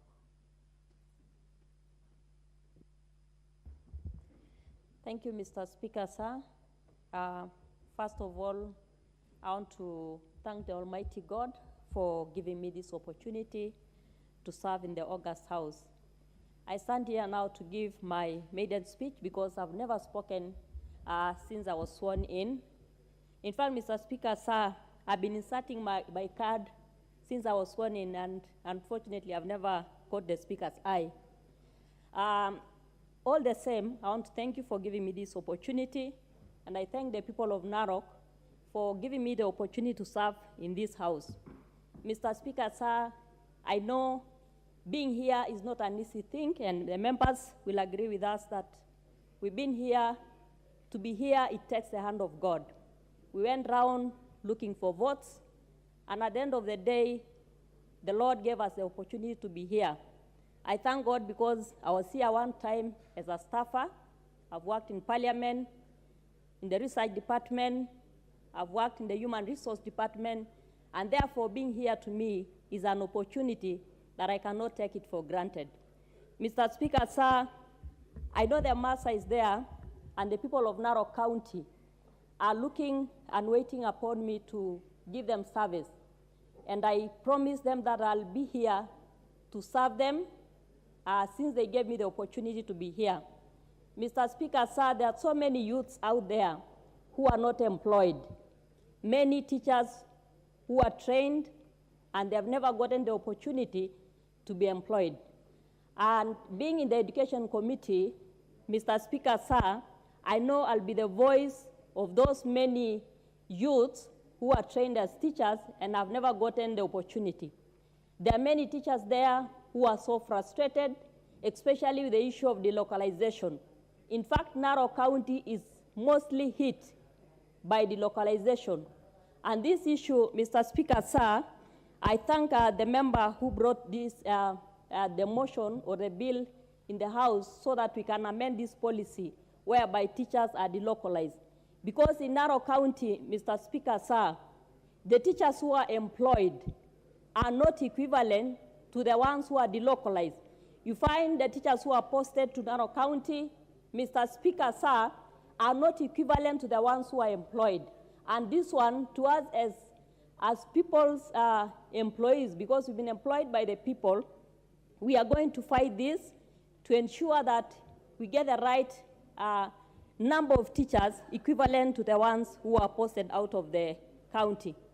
Mr. Speaker, sir, I know there are many issues, problems that are facing the people of Narok, like infrastructure, the roads, and people like me are victims.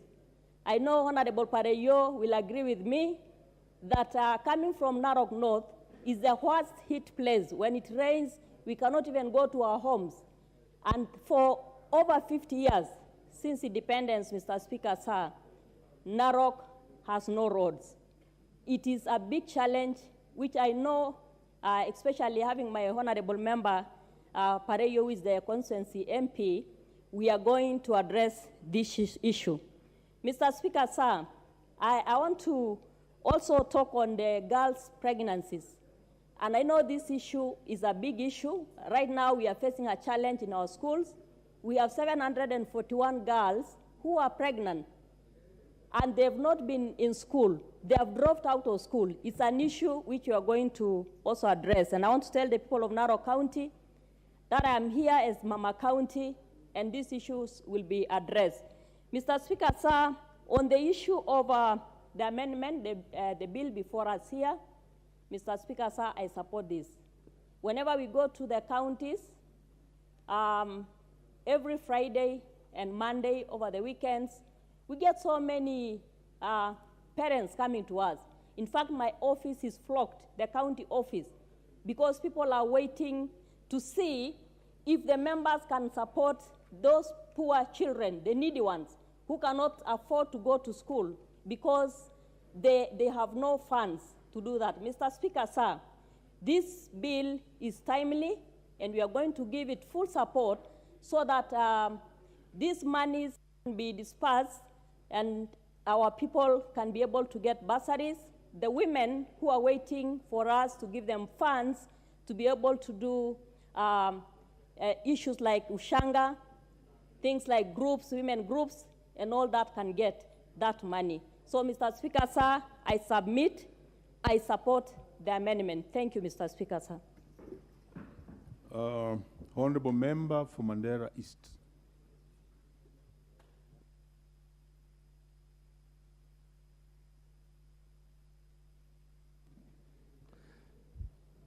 Mr. Speaker, thank you very much for giving me this opportunity.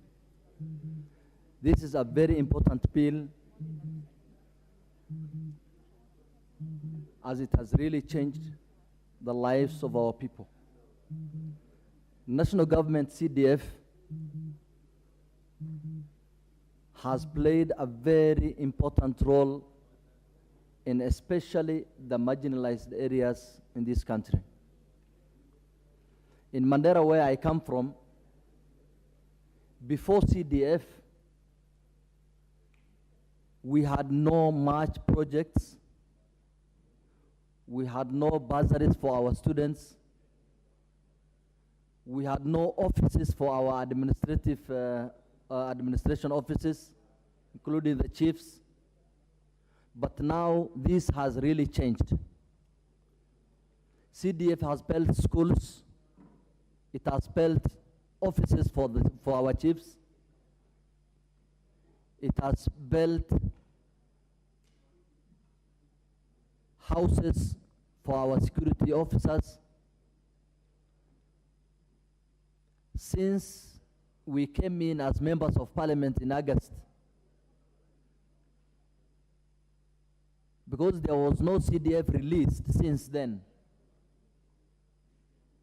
students are crying, parents are really having problems.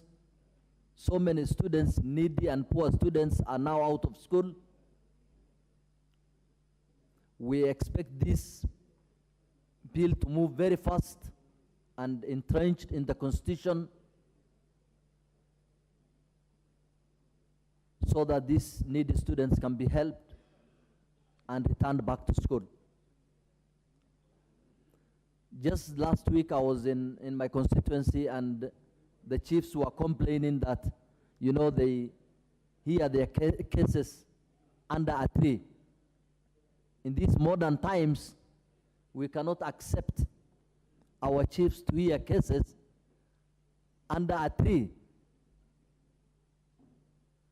I expect to build as many offices as possible for my chiefs,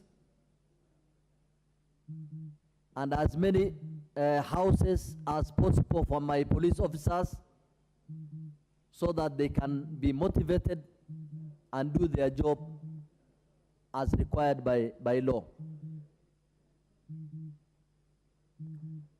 I also support the increment from 2.5% to 5%, so that we can do, more, we can carry out more projects, and more students benefit out of these funds. I also request the drafters to include, you know, this thing is now limited to only security and education. I expect them to open it up so that we can buy agricultural equipments for our people.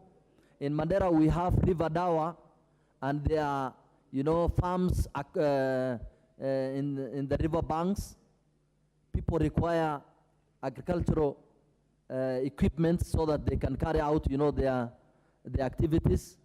But you see, our hands are tied that this money cannot be used to buy those equipments. We are only allowed to invest in educational activities and security activities. So if we open it up, we can do as much projects as possible in different departments. We also need to, you know, use this money in even, you know, building low-cost houses for our needy people.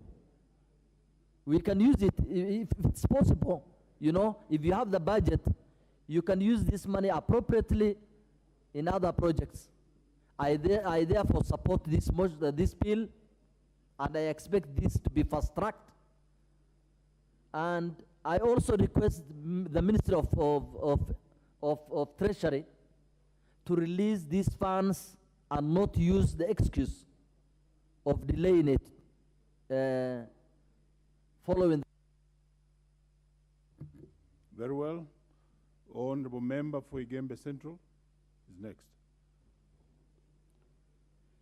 Thank you, Mr. Speaker. May I first congratulate Honorable Mule and Honorable Kishimo for this motion, for bringing forth this bill.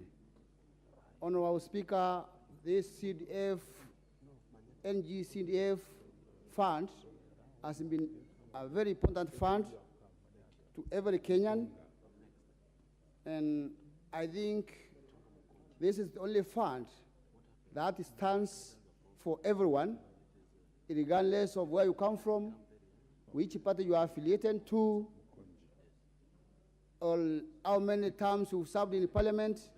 Is truly a fund which is serving each and everyone equally. This is the fund that is given to us as community leaders, or rather to the communities that we represent, for improving their living standards, mostly through education and security as it stands now. And I think with this fund entrenched into the Constitution, it will be a fund of future and a fund that will be guaranteed, and not any other and dig will go to court and suspend it. I support this idea because right now that we have it, not known its whereabouts, we have very many kids at home. The education standards is paralyzed. You know, the government policy on 100% transition needs a lot of structures. And these structures could only have been put in place with the CDF standing. Mr. Speaker, considering CDF funds with other funds in this country, the most visible development projects that are seen are those from CDF. And that's why when we talk of this CDF being increased from 2.5 to 5%, it's a good idea because it will bring more developments, it will increase more structures, and it will pay school fees for even more kids. But I'm of the idea that when this fund is being distributed to the constituencies, it would have served better if we can go with the policy of 1 man, 1 vote, 1 shilling, so that a constituency having 10 or 15,000 people is not given equal amount to that which has more than 200,000 people, so that everybody will get equal share and it will serve us equally. Mr. Speaker, the senior lawyers have spoken about other funds, and I believe they've given the necessary advice to the two gentlemen, honorable members, and this fund will be fully protected, and we look forward to having this fund increased to continue serving us. Finally, Mr. Speaker, as I support this fund, I'm saying let's work very fast on it, support it, and look forward to having it released very soon so that our kids can go back to school. Mr. Speaker, especially in my area where I represent Gembe Central, all the standing infrastructures are there cutters of CDF. And with the increasement of the fund, we look forward to putting up more structures and supporting more kids. And thank you for this opportunity, and may God bless us all. Very well. Honorable member from Beere South is next. Thank you, Mr. Speaker, for giving me this opportunity. Mr. Speaker, I want to join other members of this House in congratulating the members, those two members who have brought this debate on the CDF to be anchored in the Constitution. Mr. Speaker, like it has been mentioned, the CDF, or the NG CDF, is the only one which is feasible in our constituencies. Our constituencies have got other government departments which have got responsibility, and they are also given allocations. But the money which is allocated to these other government departments is not visible. For example, if we talk of health, we know there's always an outcry of the hospitals having no medicine. Mr. Speaker, those people who get sick and they cannot access medicine, they end up at the MP's house or office to seek for support. Mr. Speaker, we know it has been mentioned in this House that all issues of death and other natural disasters, they also end up at the MP's house. While we know very well that there's a disaster fund. Mr. Speaker, what am I trying to say? Members of the public are not aware of these other funds which are supposed to help them. The only thing they know is the NG CDF. And so anything arising to our poor citizens, they are associated with the MP, and they seek for support irrespective whether it is a national government responsibility or it is a county government responsibility.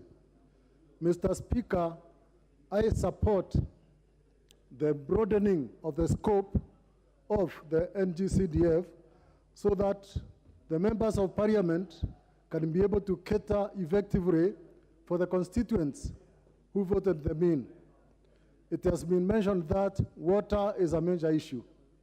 Mr. Speaker, most of us who are here in this House, who come from the arid and semi-arid areas, end up spending their own money to support schools with clean water. And if this was in the NGCDF, it would be easy to bring water to schools and even to some of our communities. Mr. Speaker, there's something I want to raise here.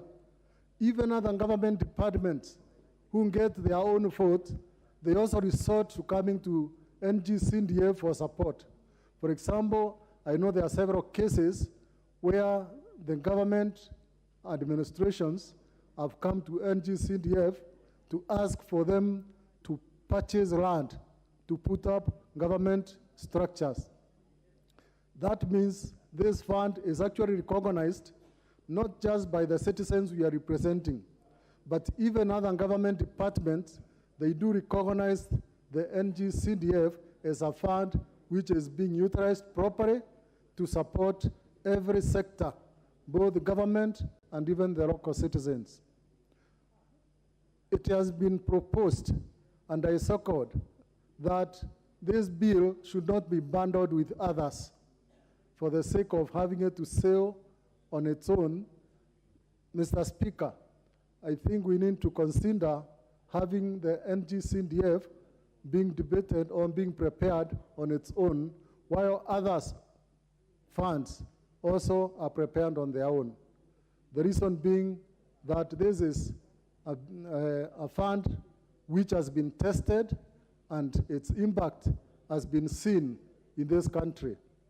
About increasing it to 5%, Mr. Speaker, sir, I would even propose that it goes higher. Because like what I mentioned about the disaster fund, the disaster fund, like now we have got famine. It is not covering us well.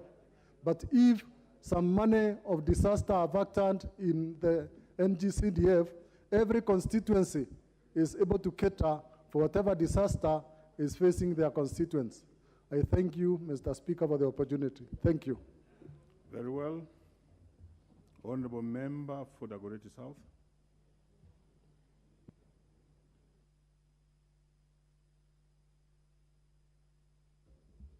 Mr. Speaker, I thank you.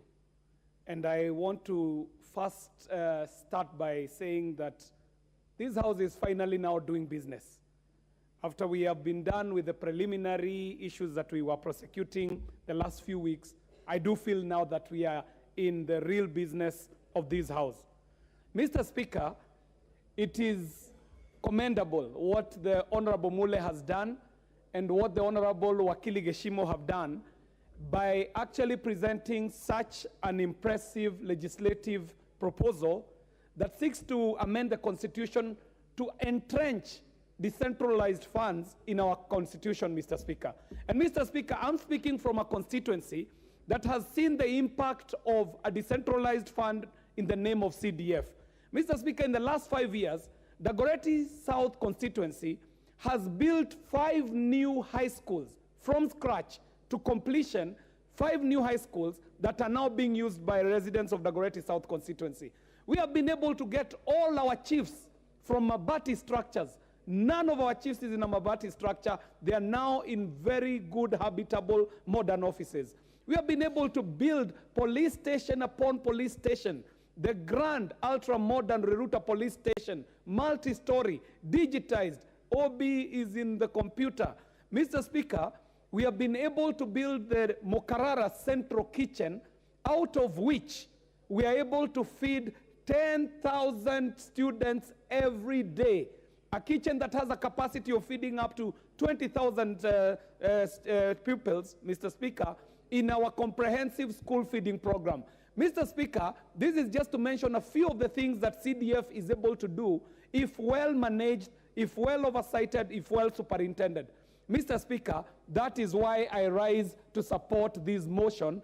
And in fact, I want to say that when it comes to the committee stage, Mr. Speaker, I shall be proposing some amendments. These amendments are actually builds to this proposal. And I think the House was very wise in having a pre-publication conference where members are able to ventilate, put in some bills so that the proposers are able to just draft anew and include some of these amendments. Mr. Speaker, it is my view that if CDF is working so well for constituencies as a decentralized funds, then we should be thinking how much further can we decentralize funds, Mr. Speaker. That is why the amendment that I see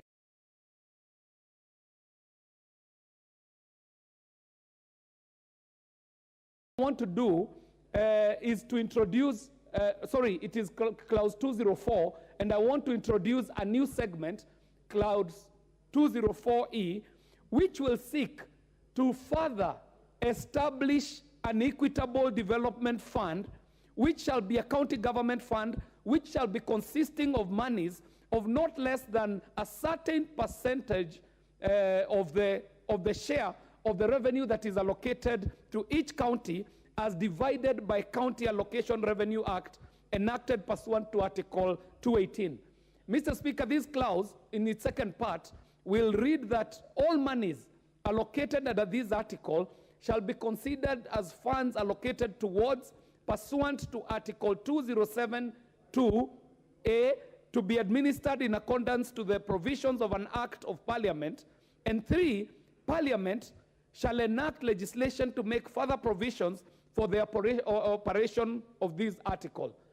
Mr. Speaker, I had thought that I would push a floor amendment, but I later got to understand what it is we are doing this afternoon, because what we are doing is a pre-conference, Mr. Speaker.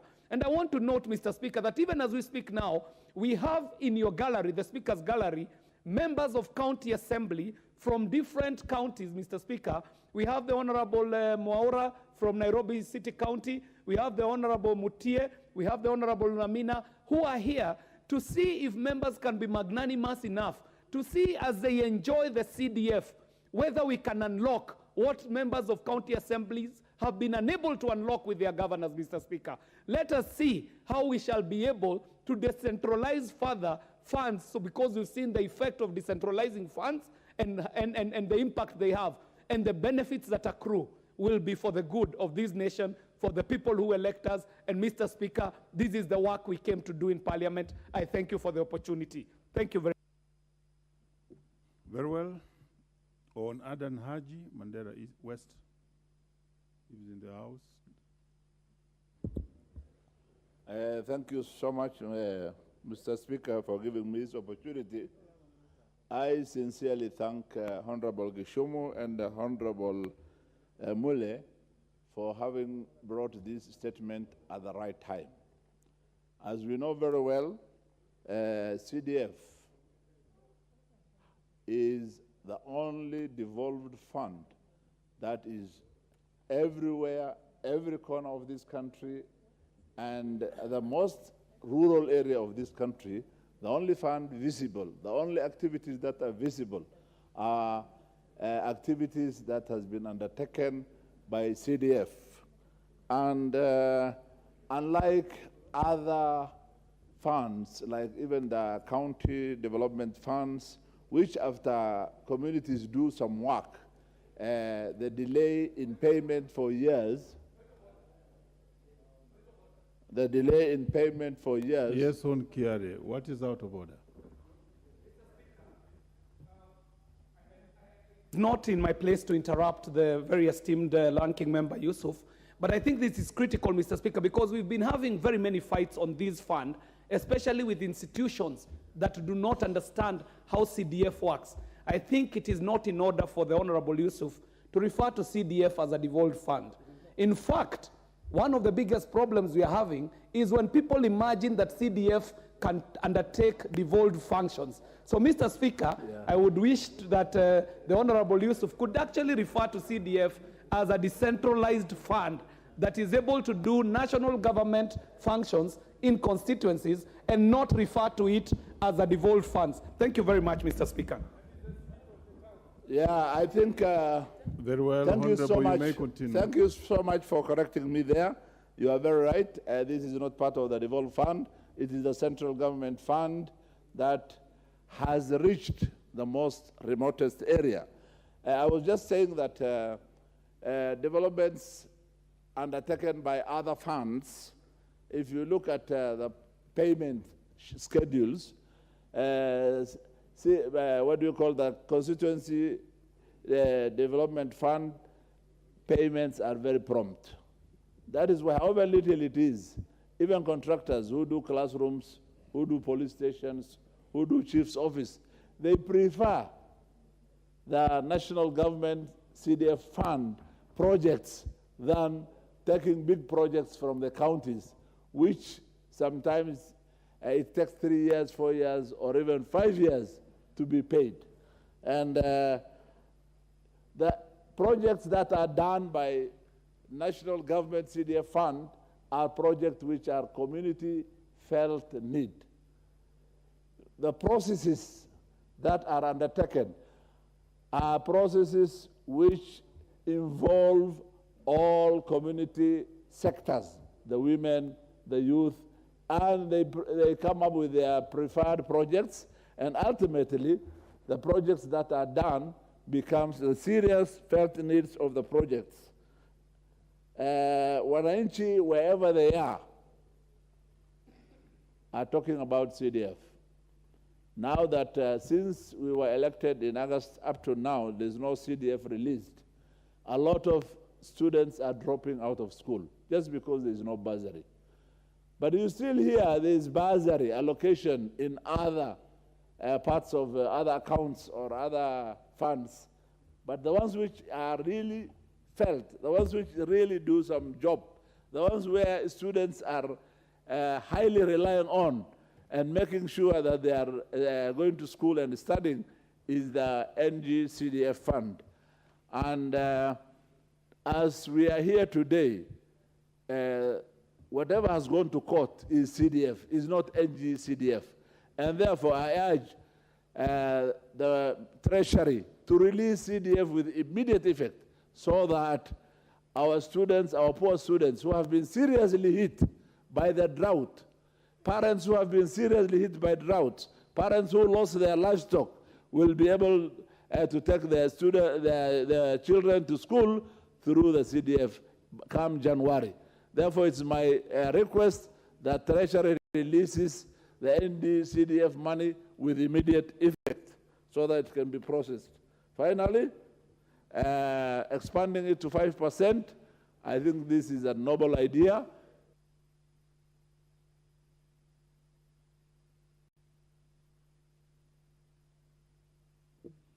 Okay, very well.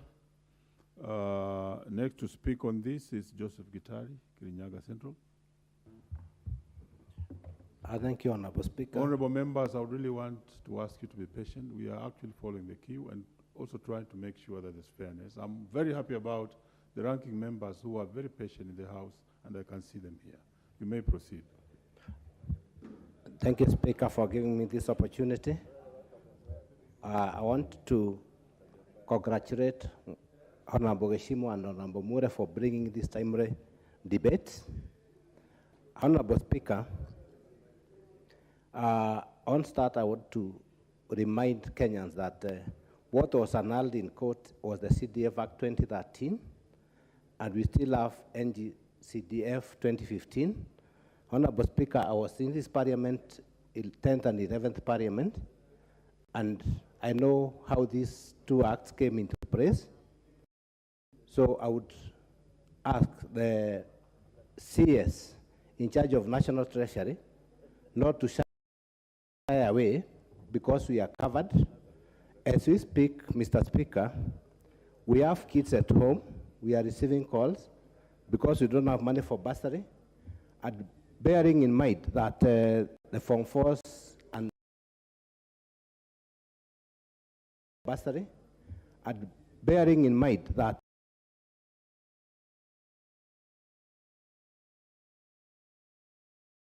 Form 4s and Class 8 are doing their exams, and even the others in Class 6 to go to junior secondary school, it is a critical moment where we are supposed to be having that money so that we issue bursaries to avoid the Form 4 classes from being interrupted.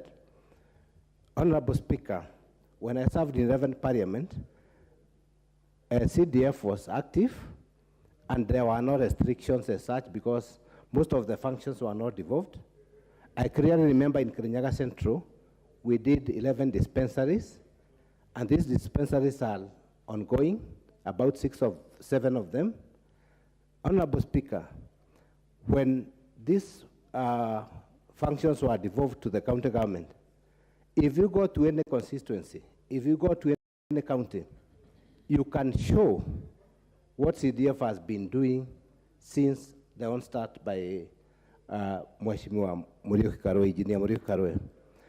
Mr. Speaker, if you go to any part of the country, you'll find CDF offices, you'll find chiefs being housed, like in Kirinyaga Central.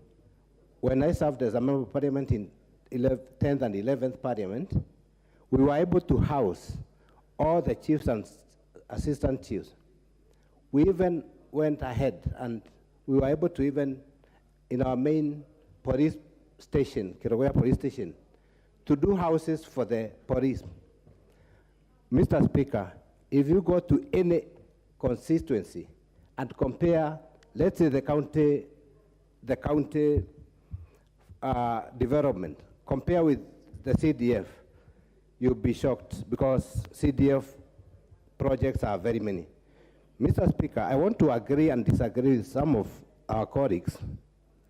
I was imagining, as much as the provision of the Constitution does not envisage Senate, Mr. Speaker, we need to that at the end of the day in these chambers, and we need our colleagues in the Senate to support this with that.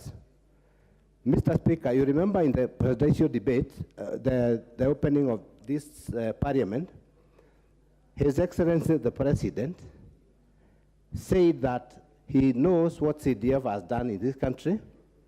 And I remember at a point, he said we look at the ways of where we can incorporate the National Assembly and Senate so that we can have some funding for them.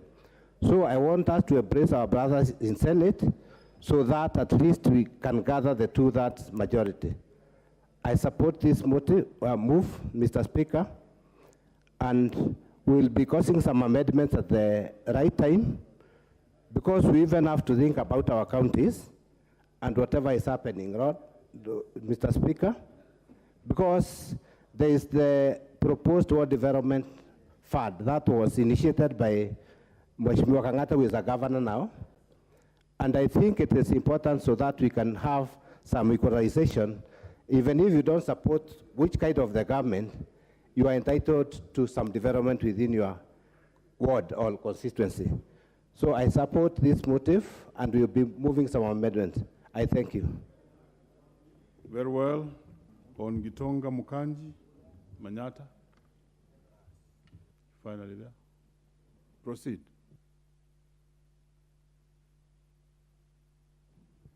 Thank you, Honorable Speaker, for the opportunity. I want to first take this opportunity to congratulate my fellow members, Honorable Mule and Geshimo, for this very important proposal.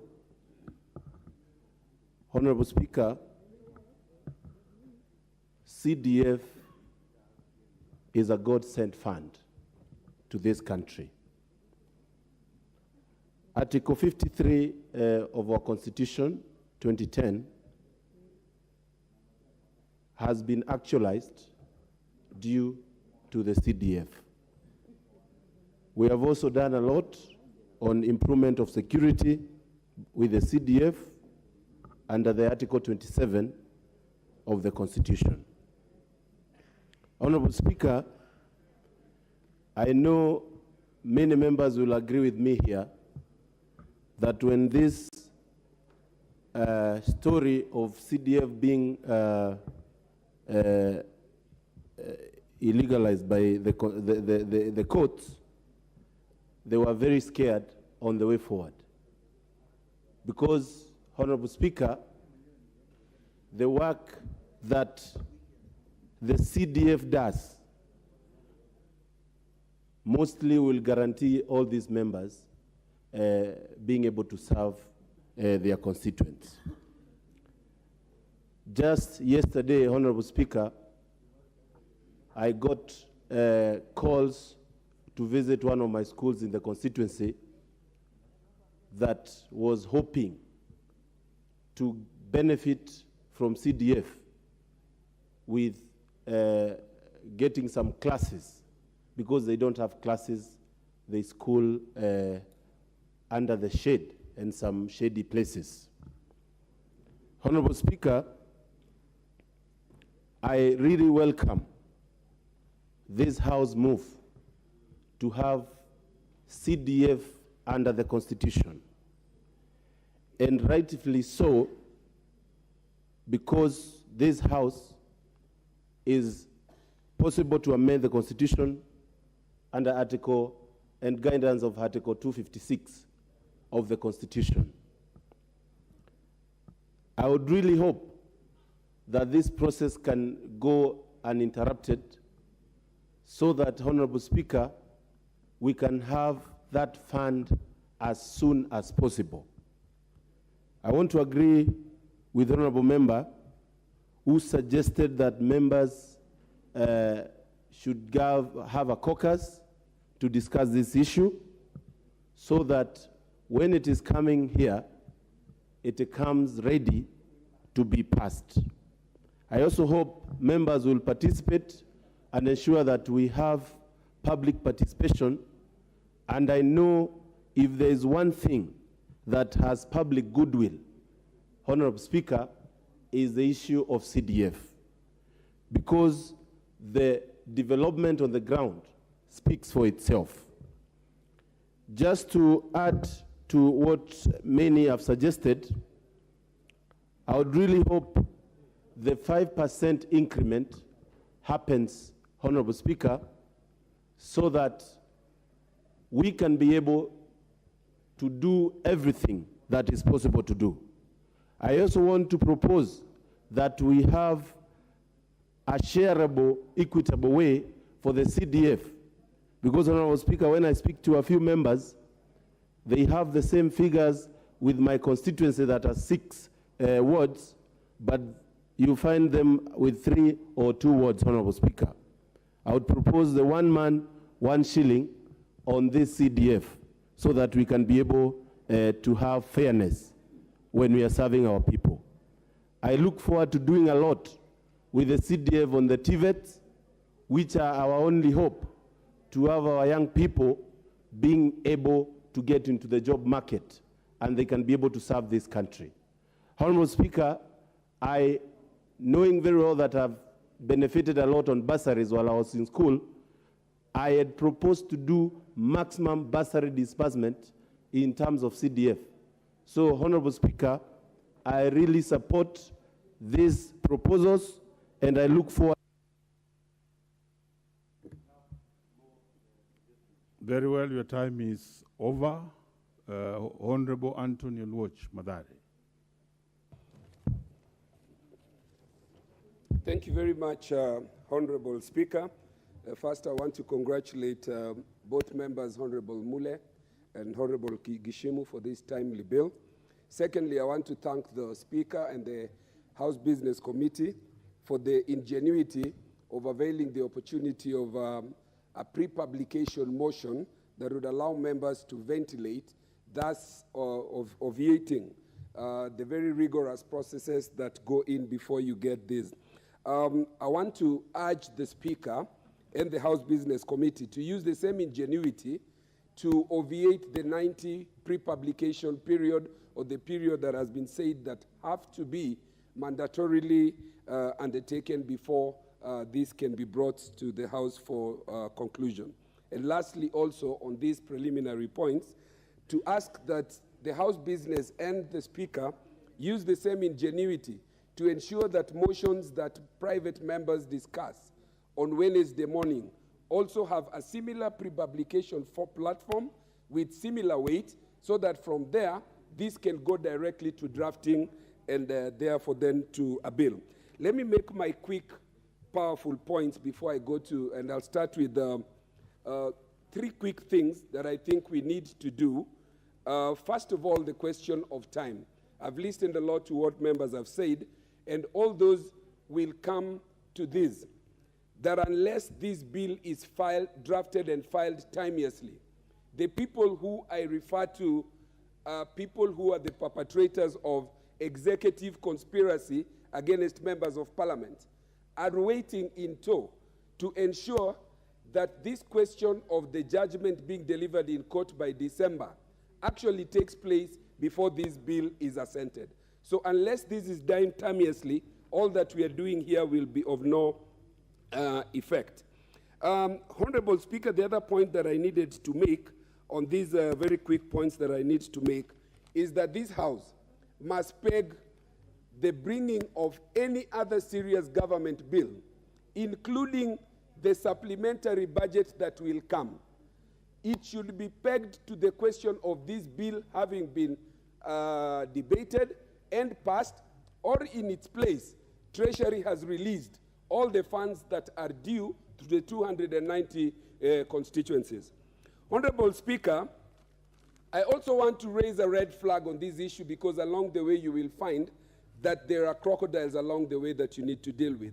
There is a monster, Article 115 in the Constitution, which I have raised in the previous Parliament and which the predecessor ruled against.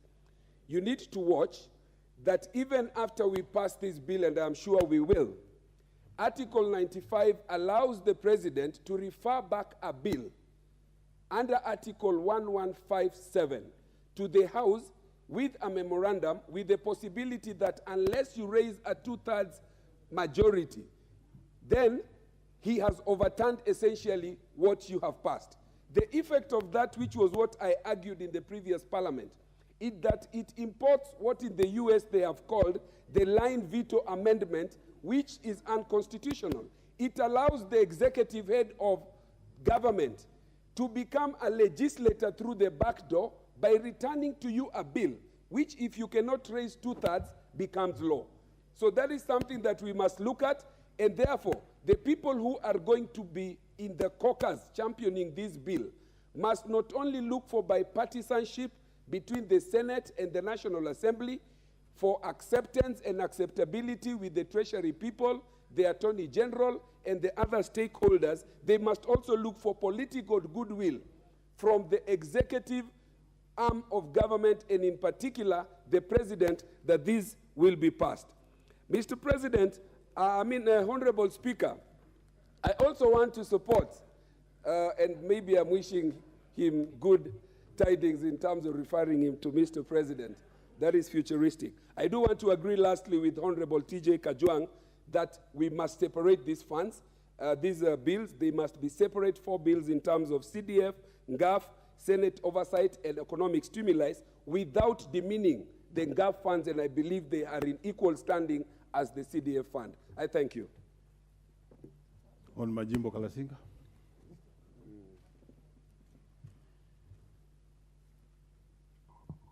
Thank you very much, Mr. Speaker, for having given me this time to add my sentiments on this very important initiative. Mr. Speaker, you realize that we come from a constituency. And every Thursday when we leave, Mr. Speaker, to go to our constituencies, meet our people, you get thousands of students, Mr. Speaker, in different school uniforms in our compounds, Mr. Speaker, waiting for financial support. Mr. Speaker, all this was done before it was done by CDA bursaries, which, Mr. Speaker, now we don't have. It has not been done for this term, Mr. Speaker. I take this time, Mr. Speaker, to ask the CS Treasury, Mr. Speaker, to expedite, Mr. Speaker, the disbursement of the fund that we so far that is due for us, Mr. Speaker, for this financial year. And we don't want that money, Mr. Speaker, to come in bits. Let them release that money at once, Mr. Speaker, so that we do work with it. So, Speaker, when you look at CDF and it's those who engineered it, Mr. Speaker, it has gone well, increased, it must progress, Mr. Speaker. When we are talking of 2.5, Mr. Speaker, that was then. As we progress, Mr. Speaker, in revenue collection, 5%, Mr. Speaker, according to me, is okay. When you look at Gottlieb Daimler and Carl Benz, these were 2 people, Mr. Speaker, who manufactured the Mercedes-Benz. The first Mercedes-Benz, Mr. Speaker, had so many problems, but the current Benz, Mr. Speaker, is modified to the standard. Mr. Speaker, you want to modify CDF, increase its percentage, and even increase what we must do, Mr. Speaker. If we raise this money to 5%, Mr. Speaker, we also want to take care of the constituent roads, Mr. Speaker. We have roads in our constituencies, Mr. Speaker, which we rely on KERA, Mr. Speaker, to build. But, Mr. Speaker, KERA has very little money. We need to take into, Mr. Speaker, the issues of employment. When we release these funds, when contractors do build classes, Mr. Speaker, in our constituencies, they use local contractors who use local fundis, Mr. Speaker, and that money percolates in our people. So we raise the economic standards of our people, Mr. Speaker, using CDF. Without forgetting this, Mr. Speaker, that we want a green government. For us to attain a 10% forest cover in this country, Mr. Speaker, we must, Mr. Speaker, improve on the environment. And that, Mr. Speaker, when we increase the percentage that we do offer from CDF, Mr. Speaker, we shall attain that one. I have a lot of respect, Mr. Speaker, with those who brought this. Mr. Speaker, before this, the police, Mr. Speaker, you could find 2 policemen, Mr. Speaker, sharing one house. One is married, another one is not married. It comes, night don't separate, Mr. Speaker. One night comes for both. They are all in the same house, Mr. Speaker. Mr. Speaker, conjugal rights are denied to some, Mr. Speaker, because should you share one who doesn't have, Mr. Speaker, issues. CDF, Mr. Speaker, has built houses for policemen. In this country, Mr. Speaker, now you get policemen with different houses staying very well and offices, Mr. Speaker. We must, Mr. Speaker, promote this CDF. And anyone, Mr. Speaker, standing on the way of CDF doesn't understand. Mr. Speaker, nowadays you can't watch TV. If you are on your news watching TV, Mr. Speaker, what do you see are tears from students who have been beneficiaries, Mr. Speaker, of CDF, crying all along. When I watched yesterday, Mr. Speaker, one student in Kisi, who was a student in Kibabi High School, dropped and sitting at home, Mr. Speaker, the parents saying they will stay for more than 3 months as they look for money. Mr. Speaker, it's high time that when one moves to court, he must first assess why he's doing that. I come here, Mr. Speaker, to see a very good school. So when you come to Kabuchai constituency, Mr. Speaker, girls' schools like Kabuchai Girls High School, which had never had a bus. Mr. Speaker, it's CDF that provided a bus, beautiful buses, Mr. Speaker, for our kids to grow. And Mr. Speaker, let me tell you for this information, CDF had serious good things for this country, and Mr. Speaker, we must promote it.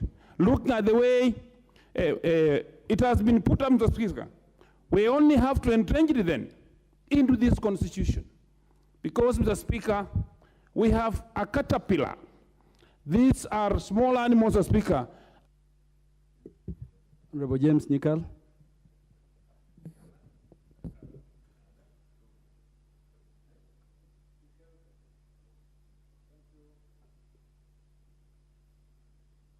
Thank you, Mr. Speaker, for giving me the opportunity to contribute to this. Mr. Speaker, I'll be very brief. The reality of what is happening here, in my view, is extremely simple. We have an institution that has been working, that was actually there before we promulgated the Constitution of 2010. We then promulgated the Constitution of 2010. Now, there's doubts that has been created about it. So if you look at it carefully, this is basically a continuation of the implementation of the Constitution. There are those who feel that this is part of the devolved funds. It isn't. This is a national fund which is actually being implemented at the constituency. So I do not see why we cannot actually proceed and now amend the Constitution so that it is in line. Laws, people are not made for laws. Laws are made for people. So if we find an institution that is working, we have all listed here what the CDF has done, what CDF has achieved. We have looked at even chapter 4 in terms of education, the rights, the Bill of Rights of the kids getting education. That is actually part of this. So, Mr. Speaker, mine is just to say this is part of actually the completion or continuation of the implementation of the Constitution so that it is in line. And it is just some people who have created doubt. So I support this. Bringing together NGAF and Senate oversight, I'm not so sure, but I think our colleagues who have brought this have to look into that. What are the merits of that when we're discussing this extremely important proposal? So I think we should actually, to a large extent, stick to the CDF. The role of the Senate is actually clearly stated in, I think, in Article 96. So I don't see why we are bringing that at this point. The only part that, again, I'll support is the Economic Stimulus Fund. This, I think, has come about because when Women Enterprise Fund was established, it was for men. Uwezo has been for the youth and people with disability and women. Youth Fund is for the youth. There's been a big cry amongst men that where do we support the men with this kind of funds? Therefore, perhaps that is something we should look at. So in my view, this is a simple matter. We are looking at the Constitution, and the Constitution should not stop a useful function, something that actually, even if you are to go to a referendum, will literally pass. It is the law we are changing to serve us.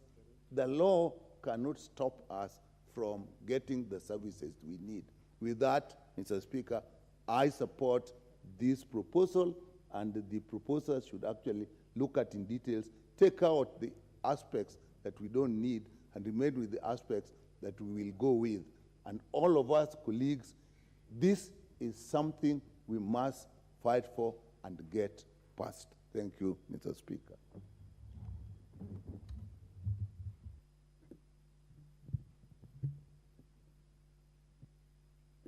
The MP for Kasese, Honorable Julius Ruto.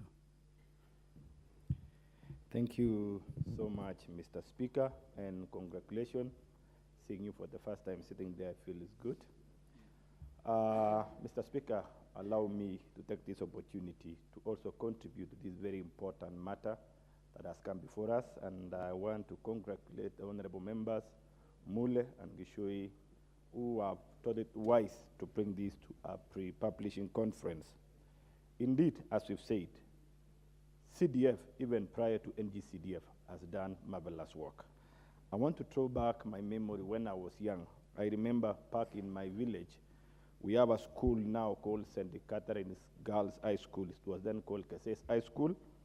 And I saw this day when a chief and some Moses were moving around the village, forcefully taking cows, selling them to build a school. Now, with the coming of CDF, we've seen a lot of schools rising up, and good schools. Our children from the basic level down there can access school like the others. In our Constitution, Article 10, 2B, it discusses the real intention of the Constitution in facilitating equity among Kenyans, in facilitating inclusivity among Kenyans, and right to access services like majorly education. As we all know, education is the key driver of transformation. Education is a key equalizer of all peoples, the lower, the poor, and the richer, or those who are in the higher side. At this point, I want to say that it is very critical for this honorable house to have this discussion, and we carry on the amendments to the Constitution so that we mainstream this particular fund, because this fund has necessitated the achievement of the intention of the Constitution. Probably in the few weeks ago, or some few months ago, we've seen courts giving us a ruling quashing the CDF. But some people said NGCDF was not touched. But as we talk now, National Treasury has not released the funds. Back in our village, our society are suffering. Children are home, they are not going to school. NGCDF was serving a lot by giving out bursaries, those who are poor in the society, and they were able to compete well with those who are privileged. And in the long run, they achieve the same position to compete for resources, to compete for positions, even in our country, Kenya.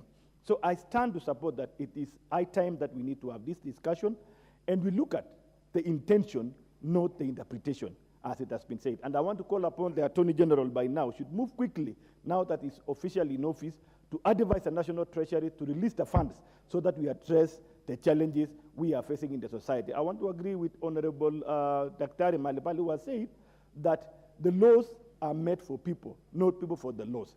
In this case, I also want to call upon, as we look at this one, let us look at the supporting legislative Public Procurement Act, because I know the whole objective is to spur the economic growth of every sector, of everywhere, of every region in our country. And NGCDF, in this case, is the only fund that can go down to a village, deep village, they are known people. If we allow the Public Procurement Act to accommodate the people there so that this money can be retained along there and improve the lives of the people. Lastly, we are facing now as a country, Kenya, a challenge of unemployment, our youth in the society.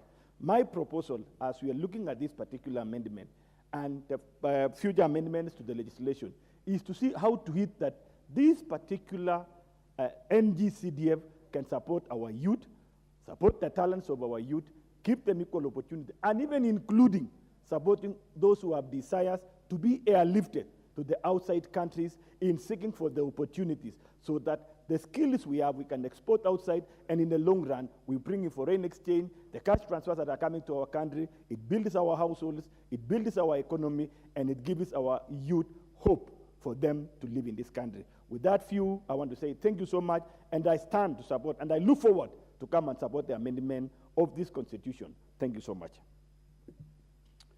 The MP for Kamkunji constituency, Honorable Yusuf Hassan.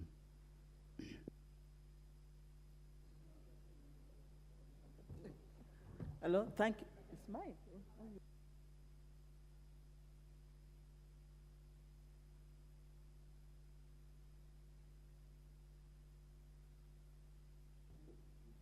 Thank you, Mr. Speaker, and congratulations. This is the first time I have seen you in the seat. I want to say that there is absolutely no doubt that the NGCDF is the most impactful and the most life-transforming development project in Kenya today. It's a remarkable and a revolutionary concept which has had a remarkable impact on the lives of poor people. In fact, it is so good that this concept has been copied and implemented in many countries in the world. And Kenya is a leader in that. And it's a concept that meets the urgent needs of the Kenyan people more than any other development project in this country. Mr. Speaker, I represent one of the poorest urban neighborhoods in the country. I have more than 124,000 people who are considered to live below the poverty line and who need assistance at many given times. But the CDF bursaries have made a lot of difference among those marginalized people of my constituency. Thousands of kids who normally would not get support to go to universities, technical colleges, or secondary schools have been able to go to school for the first time in their lives. I have come across fathers and mothers from these marginalized communities who tell me that for the first time in the history of their families, they have a university graduate in the family. This is remarkable. I have also seen how this fund has been used to expand educational facilities and educational opportunities. We have built a technical college now which has 700 kids. We have built 2 secondary schools, new secondary schools, just for girls that have 1,800 children. Girls did not have a secondary school when I became a member of parliament. And this is done by the CDF, not by any other government fund.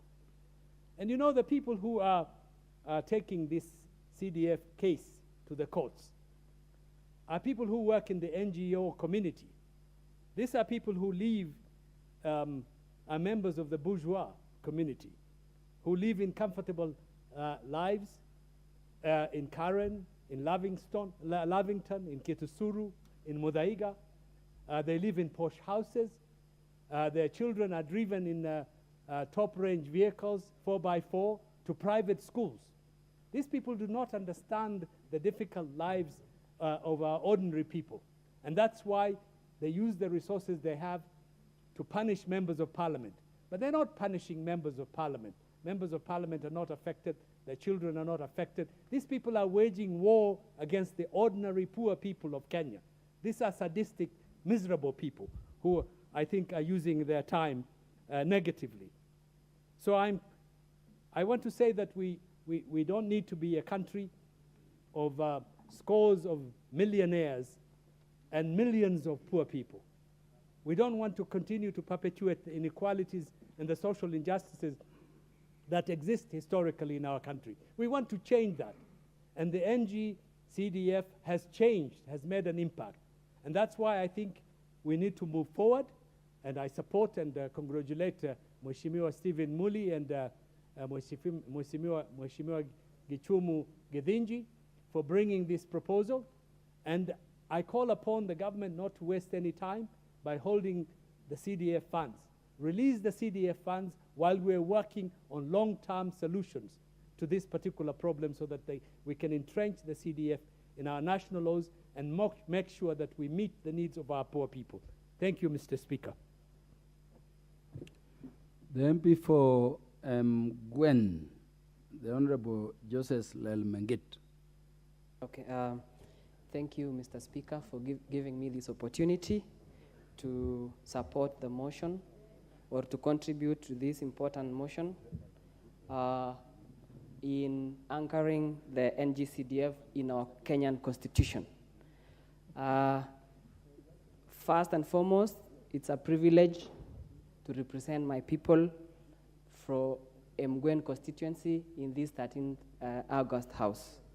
I speak now before this chamber and on their behalf. I owe a great debt to my constituents whose journey with me began way back when I was a little boy, whose education was supported by the community through CDF and Arambes. I still recall vividly, Mr. Speaker, when I dropped out of school in Form 2 because my parents could not afford to pay school fees. I went to do for a casual laborer job, fixing tire punctures for motorbikes with the hope that I would make money so that I could go back to school. I stayed there for 1 year until the community came to my rescue. They did a fundraiser, and I went back to school. I did not go back to a boarding school. I joined a day school called Toulon Secondary School. It was because of CDF that enabled me to clear school. I worked hard, I excelled, and made it to university, Jomo Kenyatta University, and now I am here in Bunge, in Parliament, as a member of Parliament representing the great people of Mgwen constituency. The reason why I'm saying that, Mr. Speaker, is I support this CDF fully so that other students can have the opportunity to be great people of this country. The support I received from my constituents is invaluable, and I cannot repay them enough. To my constituents back home, please know that each day I work tirelessly to represent you. I will fight for your interests in farming, in both tea farming, dairy farming, and any other part of economic contributor. We have challenges, Mr. Speaker, sir, in Mgwen constituency, especially the connectivity rate is about 35% in Mgwen constituency. I would like to urge the rest of the members, or I will work tirelessly with the rest of the members so that we can make the connectivity of electricity in Mgwen constituency higher. As a youth member of Parliament, I would also work to represent the youth back home, to be their role model, to help them, support them in these hard economic times. I would also want to pledge my support to the President and the Deputy President in implementing their Kenya Kwanza plan, which is the economic liberation of this country. I hope that my journey will be an inspiration, especially to the young generation of this country, that the present circumstances do not limit their future.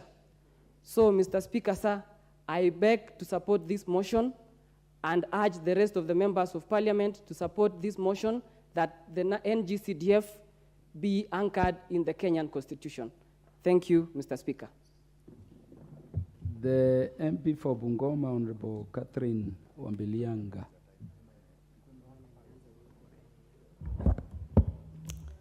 Thank you, Honorable Speaker, for giving me this chance also to contribute on this motion.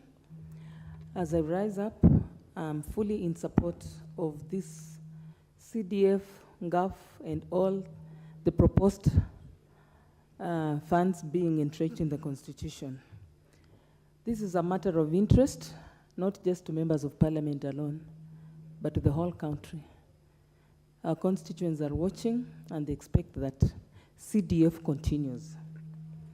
As I rise, I add in the voice of women, where I work, and I stand for the Affirmative Fund.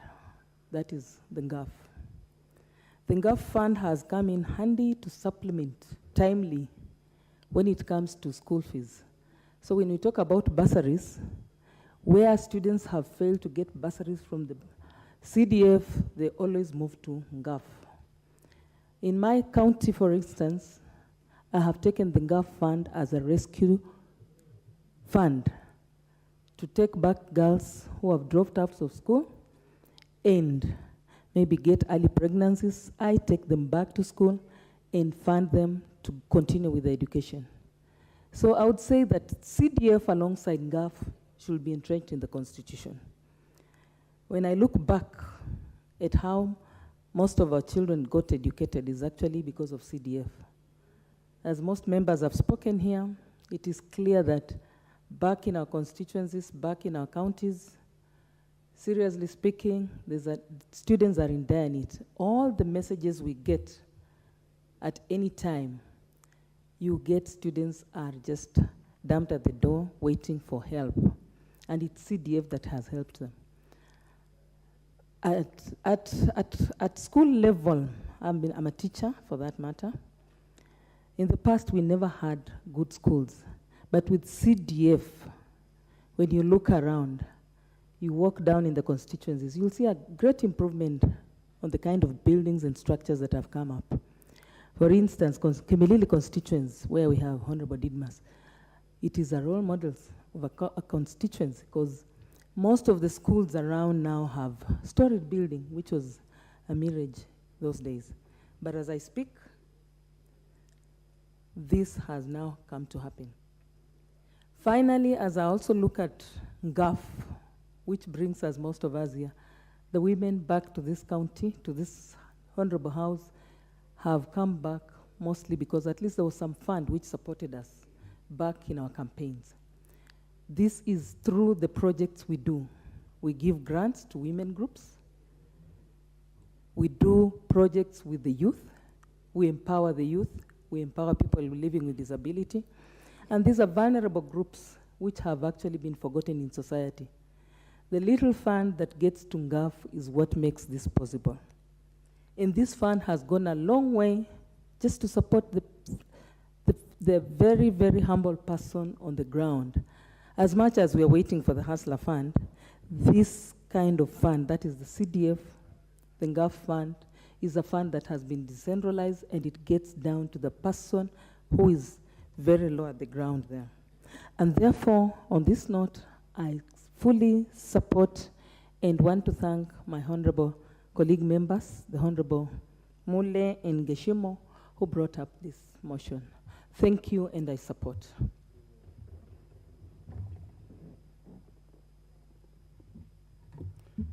Thank you very much for using the least time to address the matter. It's Honorable Mark Mwenje, MP for Embakasi West in the House. Yes, sir. Thank you, Mr. Speaker.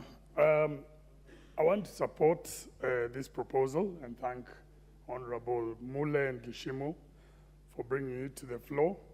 I believe, Mr. Speaker, this is long overdue. It's the first time this Parliament will have a chance to amend the Constitution since it was promulgated in 2010.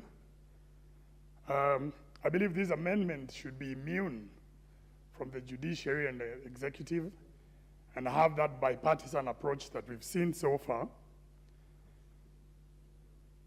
Mr. Speaker, I believe as was mentioned by some of our colleagues before, we do need to engage the Senate informally regarding these amendments so that we ensure we've got a smooth process and avoid any conflict of roles and conflict of laws that may come about. So I would encourage the drafters, as they form a parliamentary caucus, that they remember, our National Assembly caucus, that they should consider liaising with our colleagues in the Senate. Mr. Speaker, the CDF fund is the most visible in this country today. In the 290 constituencies that we have in this country, you'll be able to see what CDF has done since it first came in 2003 under President Kibaki. So we should make sure as a House that we protect this fund, which was a brainchild of that parliament that existed then, that president then who saw it fit to support the creation of CDF. Mr. Speaker, one of the things I'd want to request as we discuss, and we'll be making amendments to the Act following the passage of this amendment, is that we must consider population as well. We noticed that for those of us who are new members, distribution was based on wards. And I would submit that some of us represent urban constituencies that are, like mine in particular, where I have over 280,000 people. So population needs to be a factor. And the way wards were created in 2013 or 2010 was not very fair, because you have some constituencies that have more wards and lesser people. So I think we need to factor that in. Secondly, Mr. Speaker, we have a new system that's coming in next year. We've got CBC, so we'll have junior secondary coming in. And before we know it, members of parliament who've been here in the past have been given bursaries to secondary schools, secondary going students of Form 1 to Form 4, that's over 4 years. Next year, we'll add a 5th year. And the year after that, we add a 6th year. So we'll have more people coming to apply for bursaries. That is why it's more than important to ensure that this issue of having the act being challenged in court must come to an end. Mr. Speaker, the CDF, right now all members of parliament, and they've addressed them here, we are getting calls. We need, from our constituents, they need bursaries. Some of us still have dilapidated schools. We have quite a number overcrowded, especially right here in Nairobi. We have insufficient security apparatus here in some of our constituencies, and only CDF can remedy this issue. Mr. Speaker, as I finalize, on the drafting, I believe there's an error in drafting it as the Senate Oversight Fund.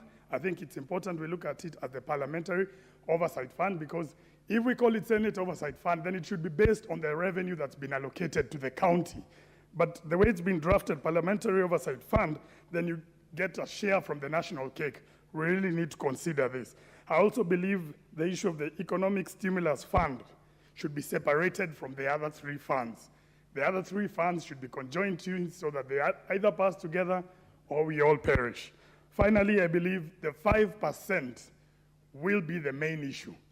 And as a House, I really pray that we will not get compromised by the executive and protect this 5%. With that, Mr. Speaker, I support the proposal. Thank you. Honorable MP for Buri constituency in Meru, the Honorable Indikiri Mugambi. I want to thank you, Mr. Speaker. First, let me congratulate you. You are my senior. I haven't had an opportunity of congratulating you. In actual fact, I think you should have been there last year. Mr. Speaker, I rise to support the amendment of the Constitution in reference to National CDF Fund. Mr. Speaker, you know, Parliament has been given powers by the people of Kenya. Article number 1 of our Constitution, 3, the Parliament has been given power by the people of Kenya to legislate on their behalf.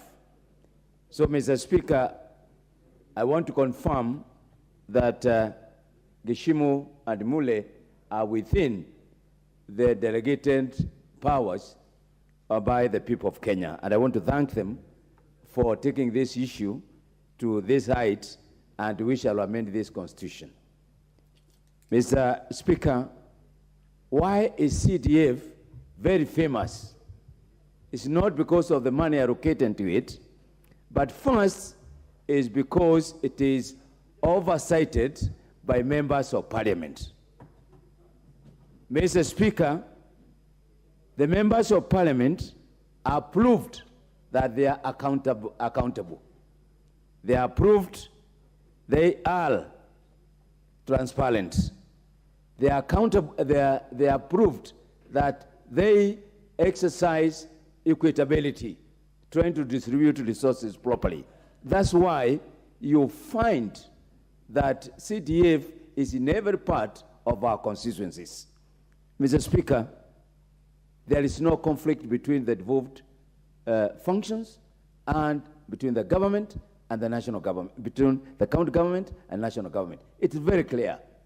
National CDF 2015 is operating within the national government functions. As such, you allow, Mr. Speaker, I don't know on what basis that the case was taken to court, because we are operating under the national government functions. Mr. Speaker, this CDF is in sports for our youth. Mr. Speaker, CDF has created job opportunities for our young people, contractors, artisans, name them. Mr. Speaker, the issue of bursary. Mr. Speaker, when there's an emergency. Mr. Speaker, whenever there's a public outcry, like now that we're having issues with the drought. Mr. Speaker, the environment and the school infrastructure. I'm a very proud member of parliament. I think I made it back to the second term because I oversaw the CDF for the last 5 years that every school in my constituency has been touched by a project, 1 or 2. I have done a lot of police stations, 4 in number. We have put up 13 new laboratories in our constituencies, in our day schools. We have spent a lot of money on CDF as bursaries. We have spent money on sports. We have spent money on the environment. Mr. Speaker, the reason why CDF was brought in is because the national government was not able to see some gaps that were existing at the constituency level. Mr. Speaker, these are the gaps the members of parliament are quick to notice and they use CDF to close that gap. Mr. Speaker, I support and agree that we need to work out on the process of enacting this bill. It is very critical from what member of Mathare said, and I agree with Senior Kajwang, what he said. There are certain things that we need to work on the process, but the concept, we are all in agreement. I support, Mr. Speaker. The MP for Magarini, Honorable Harry Kombe.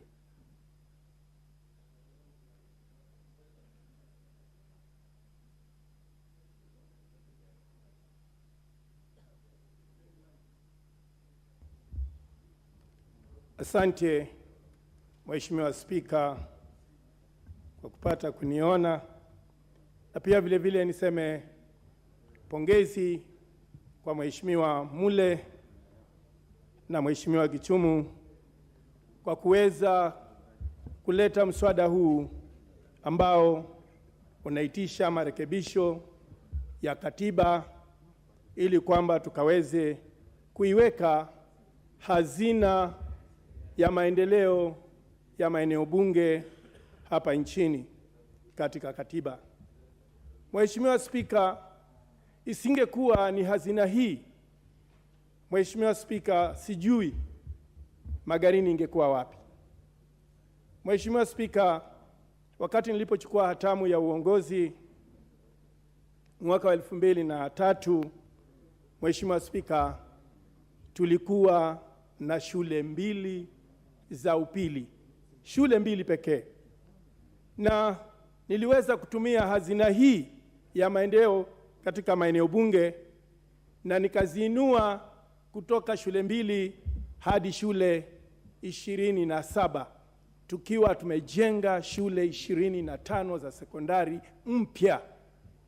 Pia vile vile tulikuwa na waliohitimu na shahada za elimu wakiwa ni watu 3 pekee ndani ya eneo bunge la Magarini. Kufikia mwaka wa 2007, Mheshimiwa Spika, idadi hiyo ilikuwa imeweza kwenda juu kufikia watu 400 waliokuwa na shahada ndani ya Magarini eneo bunge. Mheshimiwa Spika, tukiangalia na tukiangazia yale maeneo mengine, wakati huo ilikuwa iko wazi, haikuwa na vizuizi vingine. Tuliweza kujenga zahanati za kutosha katika kila kata. Mheshimiwa Spika, vile vile tuliweza kuchukua wanafunzi na tukawapeleka kusomea udaktari.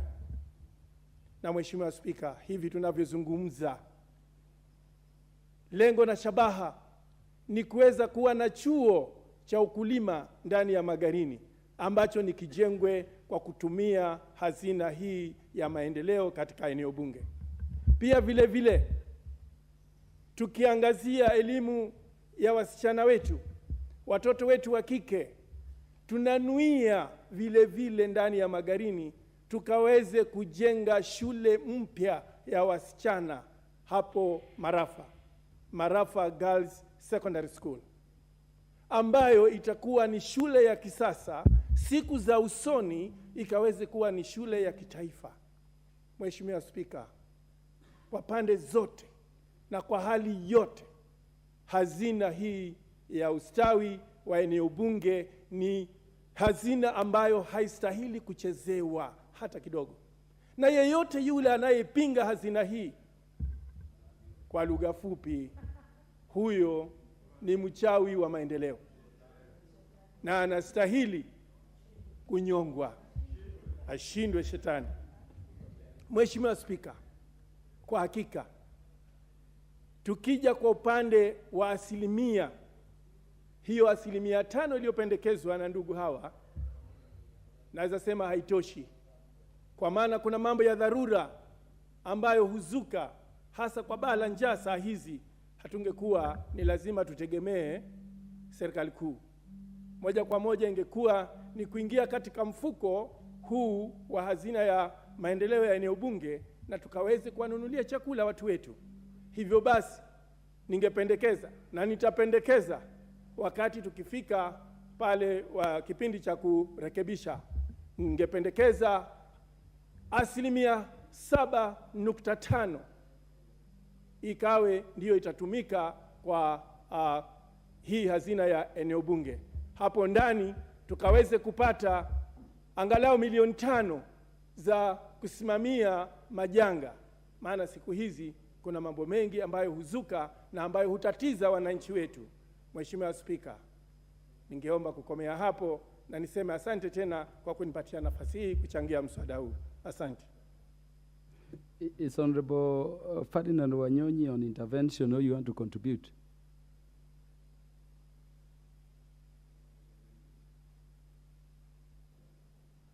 Thank you, Chair.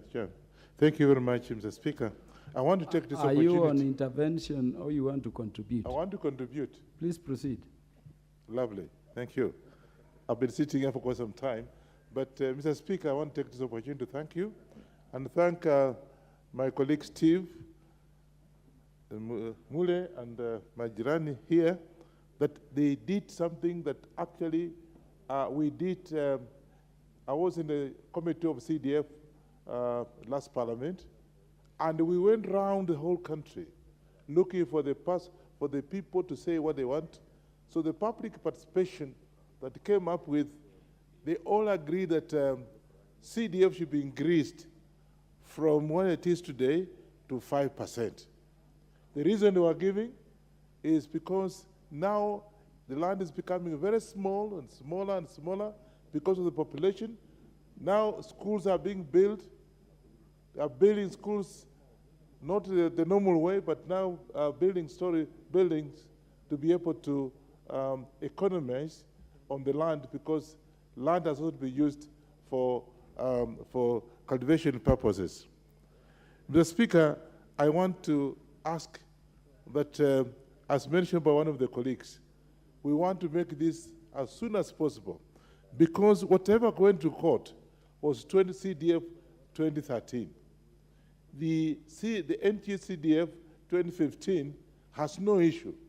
And therefore, I take this opportunity to ask the leadership of this House to get onto the executive, His Excellency the President, so that they can be able to release the CDF that people are now complaining, including me. I have problems. I had commitments, hoping that I was going to get the money, but now the money is stuck. So the leadership of this House, Mr. Speaker, should take it up so they can be able to see His Excellency the President to order the Treasury to release the money, so that as we go on with amendment, the money should be released so that our students and other projects can get on. The other thing is that, Mr. Speaker, we also mentioned that I think we should have a caucus here to be able to have this, whatever we are discussing here. It's important that we do it as soon as possible so that it can be able to record whatever amendments we want to bring to this CDF. And Mr. Speaker, it's important that we do it as soon as possible, because the busybodies out there, like my colleague has just mentioned, they are busy doing nothing but opposing because they have nothing to lose. You and me, as members of the parliament, we don't need the CDF. That the people out there, the community, the poor person out there is the one that needs CDF. And therefore, I think let's move fast, that the caucus that one of the members actually suggested be formed as soon as possible, maybe by next week, to be able to come back with this amendment that we are now having, and they sit down, make the proposed amendments, bring this House so they can be able to clear. And Mr. Speaker, I can assure you that once we take that route, I think things are going to be much easier, because our children are suffering out there. As I sit here, as I go out there, there's nothing else other than getting calls that the children are out here, they are not able to move. And so therefore, Mr. Speaker, let's move as a House to have this amendment. Let's move as a House to go to the executive to have the Treasury release the money, because the money is there, and I don't see anything wrong. I don't see what is holding the money at the Treasury. With those few remarks, the Speaker, thank you so much, and support them. Yeah, we bypassed the MP for Igembe North. Is he in the House? MP for Igembe North. Okay, thank you, Mr. Speaker, for this opportunity to contribute to this monumental proposal that will go into annals of history if rightfully anchored in the Constitution. Mr. Speaker, national government CDF, its contributions are quite immeasurable. I come from a rural constituency whereby most of the people are living below the poverty line. Mr. Speaker, with the ravaging effects of the drought and the cloud that's hanging over the CDF, today if you go to the rural areas, particularly the marginal constituencies, the life there is quite gloomy. Students, parents are highly disappointed. They have no hope to continue with their education. Whenever we go there, the people look at us as the people who have not been able to iron the e-caps that are surrounding the CDF. I believe this is the high time. The enemies of CDF are told to keep off. If you look a few years before the rise of the CDF, police officers used to live in dilapidated houses. Our schools were looking like shanties. Buildings for the police were like mixed. But today, CDF has really transformed the rural areas. Those who have not benefited directly have benefited in one way or the other indirectly. CDF has enabled the Ministry of Education to perform quite well, particularly in terms of 100% transition. This is because students who cannot raise the fee, CDF has come in to make sure, since education is an equalizer, these people are given a lease of life through education. We cannot forget the people are doing contracts to build classes, to build police houses, and the police offices together with the administrative offices. They have too benefited quite well. So the rural areas have been highly transformed because of this single kitty. And this is the high time this honorable house has to make sure that CDF is properly anchored so that the generations to come will continue to benefit from this monumental fund that has really made our communities and the rural areas to go at par with the areas that are in urban areas. The security issues have also been addressed one way or the other because of this kitty. Whenever there are hiccups, people are mobilized, they are transported using the CDF vehicles to try and avert there would be chaos maybe in the communities that are living in areas that are prone to banditry and other effects. So, Mr. Speaker, I really support the anchoring of this decentralized fund because I know CDF has no issues that touches on the counties because their major role is particularly to accelerate the performance of the education sector and also to bring much improvement on the security sector. These two functions are not devolved, and I wonder where we are getting the problems to do with the issues pertaining maybe the mix-up they talk about with these funds.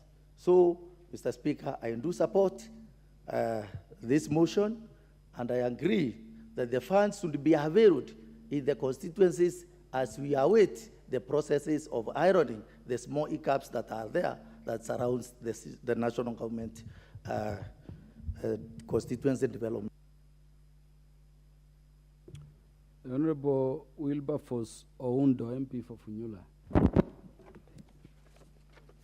Thank you, Honorable Speaker, for this opportunity to contribute to this pre-publication motion in respect of amendment to the Constitution and a parliamentary initiative. On the onset, let me also take this opportunity to congratulate you for being nominated to sit in the Speaker's panel, and I do believe with your immense experience, you'll be able to moderate debate in a more sober and focused manner. Honorable Speaker, the Constitution of Kenya, Article 95 and Article 96, bestows on this House the powers to make amendments to the Constitution. And in that respect, I want to congratulate my colleagues for having co-sponsored this amendment to the Constitution.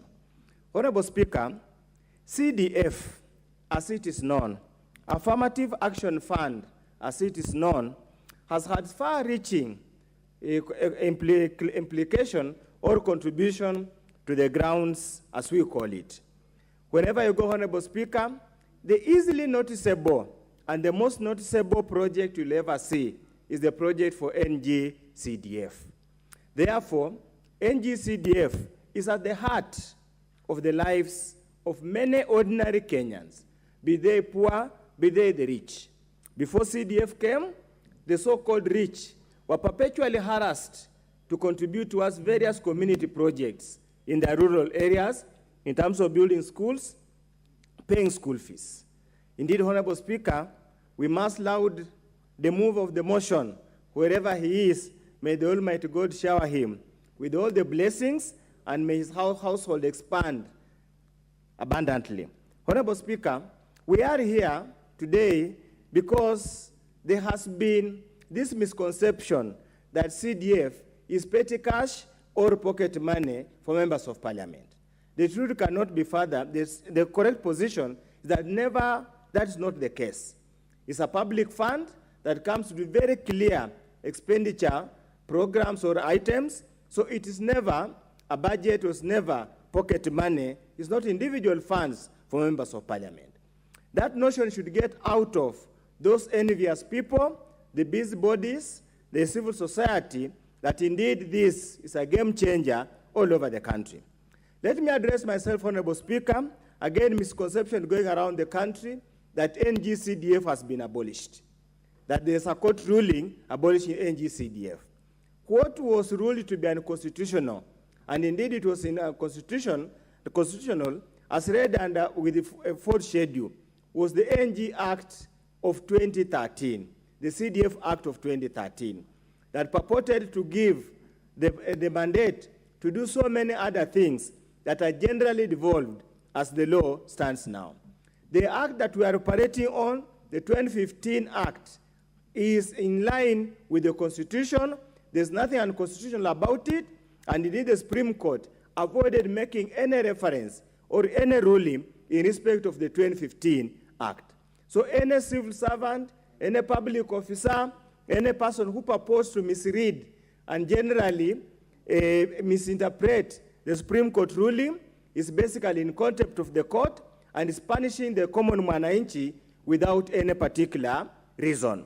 Honorable Speaker, I want to remind my colleagues, it is obvious that the CDF funds for 2022-2023 cannot be released until, first of all, the CDF board committees are gazetted, until after we do public participation. That should be very clear. As I conclude, Honorable Speaker, the issue of Senate Oversight Fund, the Article 95 and 96 bestows on Parliament the mandate to oversight the national government and the county government. The way the amendment is coached is as if it's only Senate that is given the mandate to oversight. So what does the members of Parliament do? Where do they get the resources to oversight? Probably this is an area the sponsors of the bill needs to look at. Thank you, Honorable Speaker. Honorable MP for Baringo County, Yamatia Florence. Thank you, Mr. Speaker. And once again, I want to congratulate you for your appointment to the Speaker's panel. I want to take this opportunity to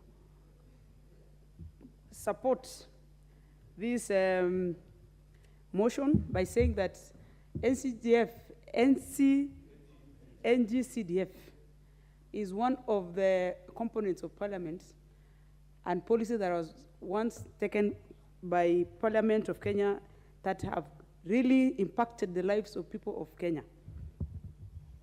It goes without saying that no one or all our electorates understand very well that every member of Parliament today and every leader who is elected has worked closely through this CDF. And Mr. Speaker, the courts have its mandate, but I want to say that it is going to be very prudent for the people of Kenya to give support to the members of Parliament that for CDF to be adopted and to be accepted more. CDF, as a member of As a member of Parliament Baringo, I have walked around the county and I've realized the work that CDF, I've seen the work the CDF have done. Many roads have been contracted through CDF, schools, and many children have gone to school through bursaries, courtesy of CDF. It is going to be very, not reasonable enough if at all this CDF is not going to be considered going forward. But I also want to also reiterate that as a member of parliament, I am supporting this motion with the help that for members of parliament, especially on the elected on through National Assembly as members of parliament, not as women rep, that the more our constituencies, the more we have CDF in place is when we will realize the development of our constituencies and our people generally. I also understand that as women rep, we are obligated to have the NGAF, the NGAF. And this is one of the funds that is also associated with the work that is or complements the work of the CDF. And I am supporting this motion and encouraging that as we go forward as leaders, we make use of CDF more prominently. And I also accept that even the society understand and knows that CDF has been part and parcel of their lives. Thank you, Mr. Speaker. Thank you. The MP for Nyeri Town, Honorable Maina Mathenge. Thank you, Mr. Speaker, for granting me this opportunity to speak. And it is a momentous occasion for me to speak to this motion before the House on amending the Constitution. The CDF, Mr. Speaker, is a way of life today in this country. And I would want to urge this House that if there is anybody who has a doubt as to the position that the CDF occupies in the hearts and minds and the lives of ordinary Kenyans, we can take it to a referendum and we will come out on top. So I do not fear that we have to restrict ourselves to the parliamentary initiative. If we need to go the whole hog, I'm sure Kenyans in their numbers will come and stand with CDF. It is my considered view that the CDF should even expand its scope into the spaces that seem left out in terms of the division of functions between the national government and the county governments. And I'll give examples with your permission, Mr. Speaker. One, our young people. This is one of the greatest assets that this country has. However, jobs as our young people knew them have migrated from blue collar, white collar, and manual labor into the digital space. One of the key enablers for digital work is good quality internet.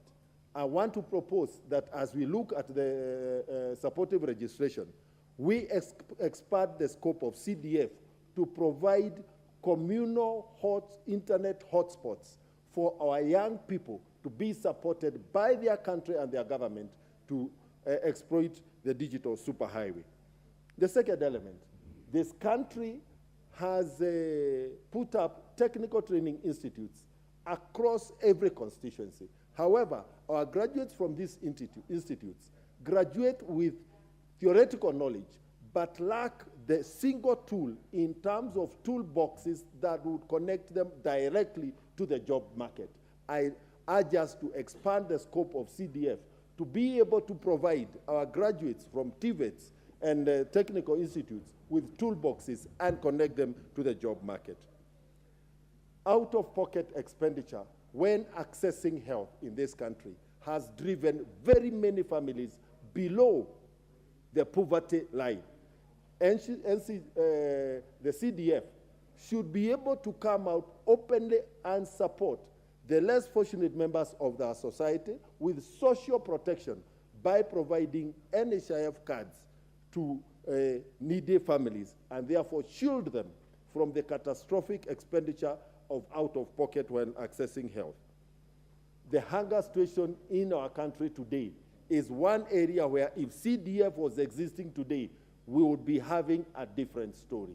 Because we should be able to extend support to families that are sleeping hungry. I'm sure, Mr. Speaker, that in this House, among the members seated here today, before the end of the day, if they have not received calls, they will receive calls about families that need support to feed themselves the single meal this evening after having slept hungry. Sports, which is another area of reach in our application of the CDF. However, I believe, being my maiden speech, I am around a little bit more time. However, in terms of sports, I believe the CDF can provide a paradigm shift in their approach to sports, to approach sports as an industry, as opposed to the current situation where sports is compared with social services and culture. Sports is a key enabler for the employment of our young people in this country. If CDF was allowed more latitude to enable our talented young people exploit their potential into real opportunities for earning, we would go a long way. The other area is the area of inequalities in our country. This country has a policy that provides free and compulsory basic education.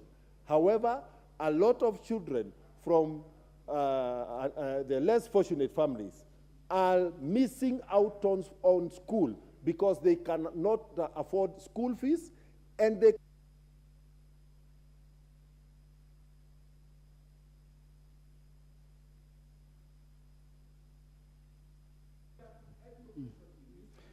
Add him 1 minute.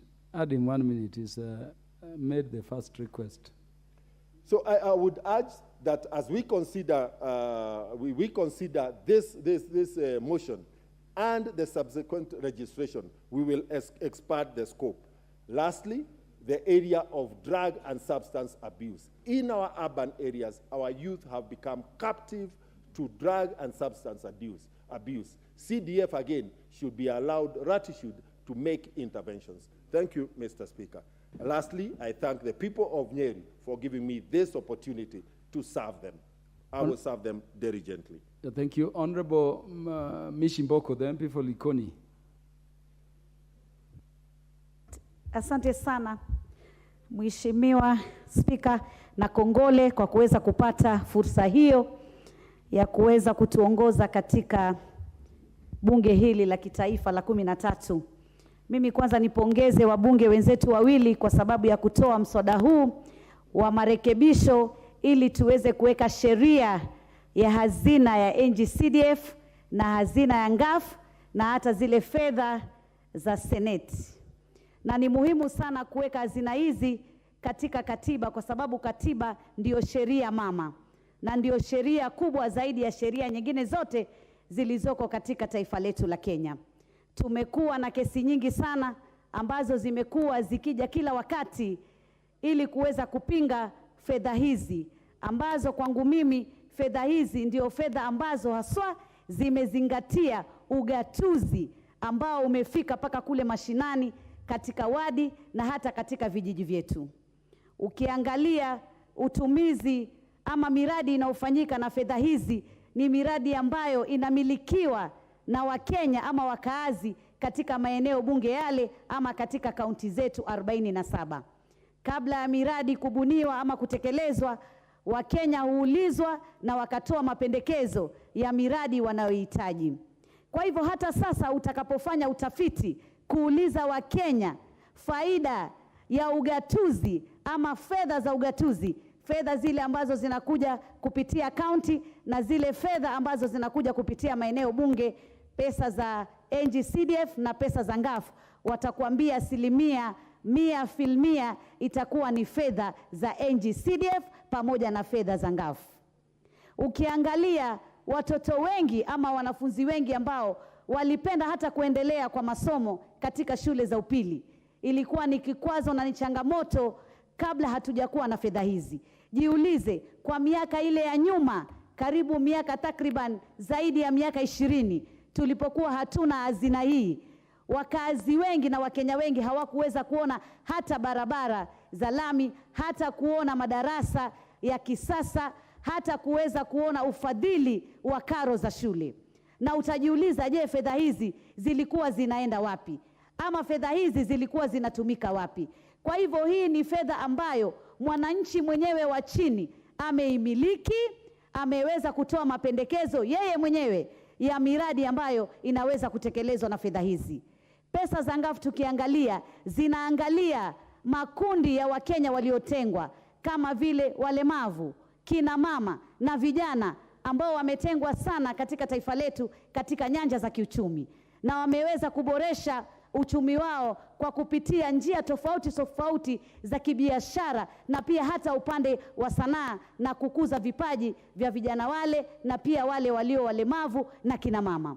Kwa hivyo fedha kama hizi lazima tuziweke katika sheria, ndio tusiwe tunaangaishwa kila wakati tunakuwa na kesi hii, tunakuwa na kesi nyingine na wakati unapotea.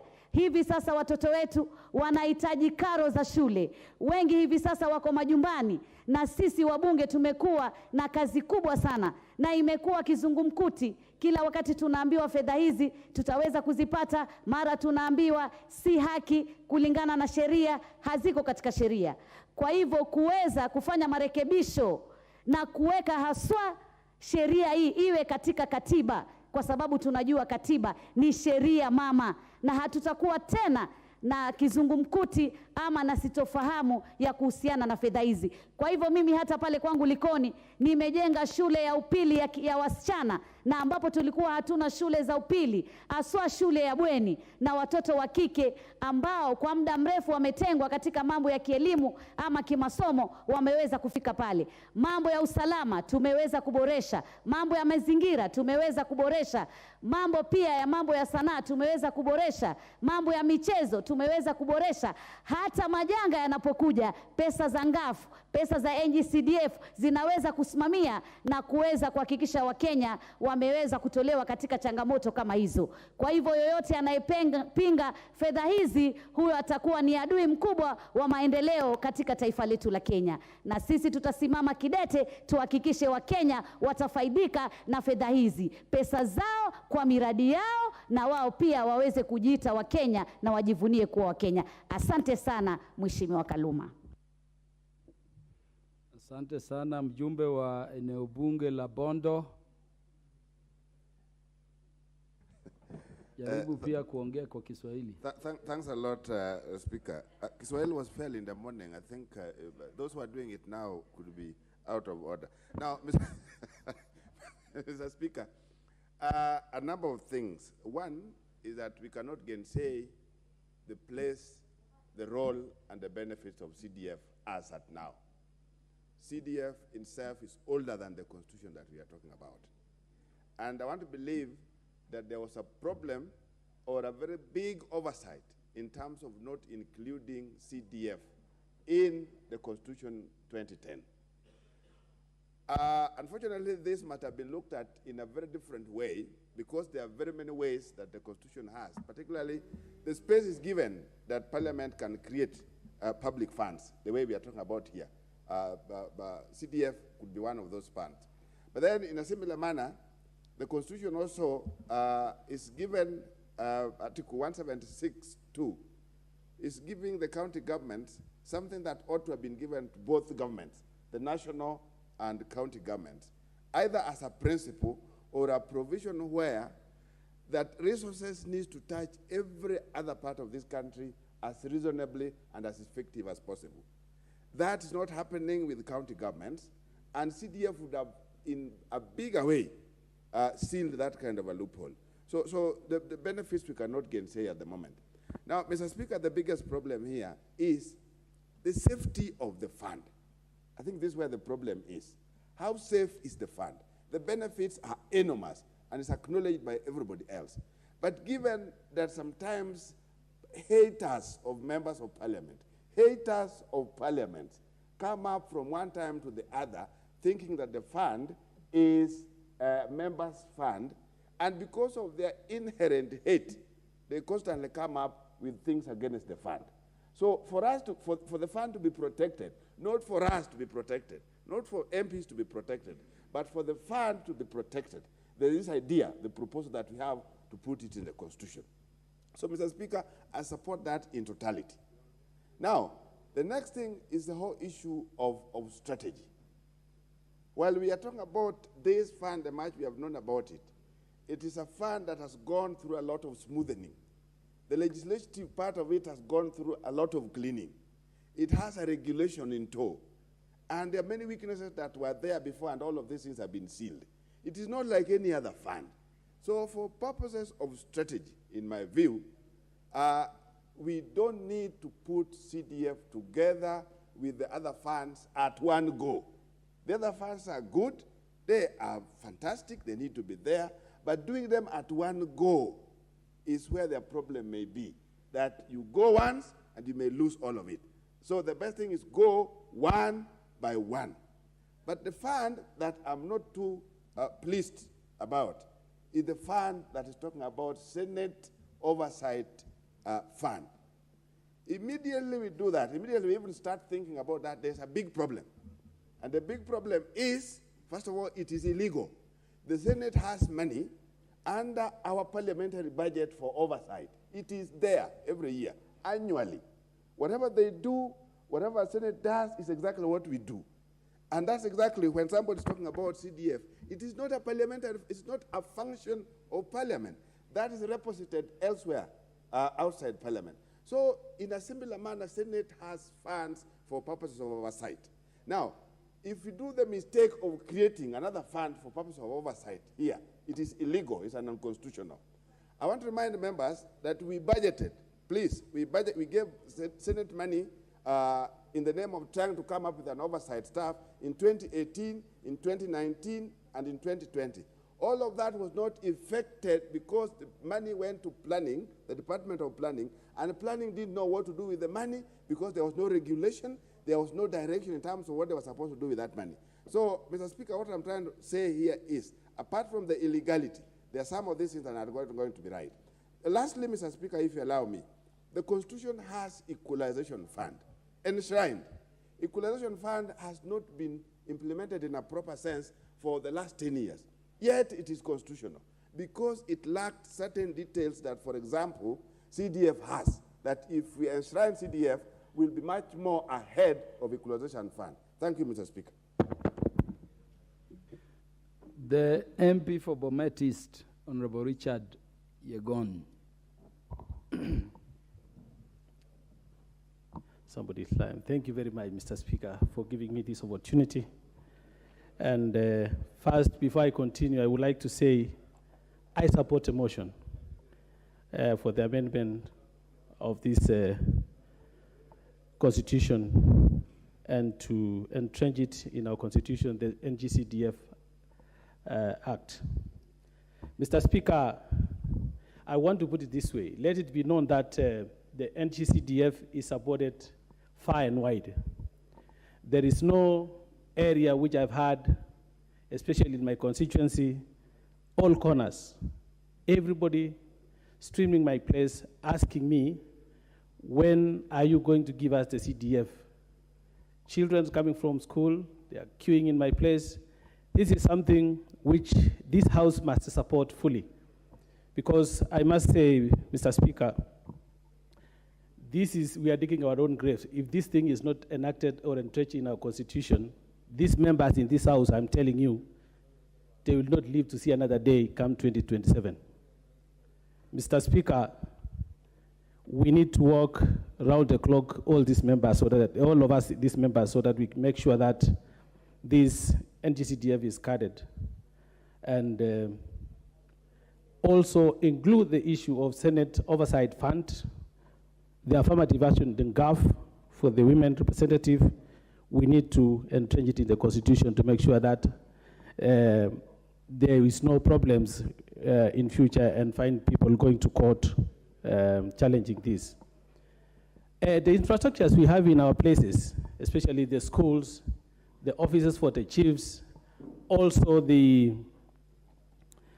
houses for the security personnel, the police, this is the CDF which has really helped our our area, and it has been filed far and wide. We know before the CDF, the initial CDF started, was enacted, there was nothing which was seen tangible from every part of this country. This has gone a long way by making sure that everybody has been catered for through the CDF. Mr. Speaker,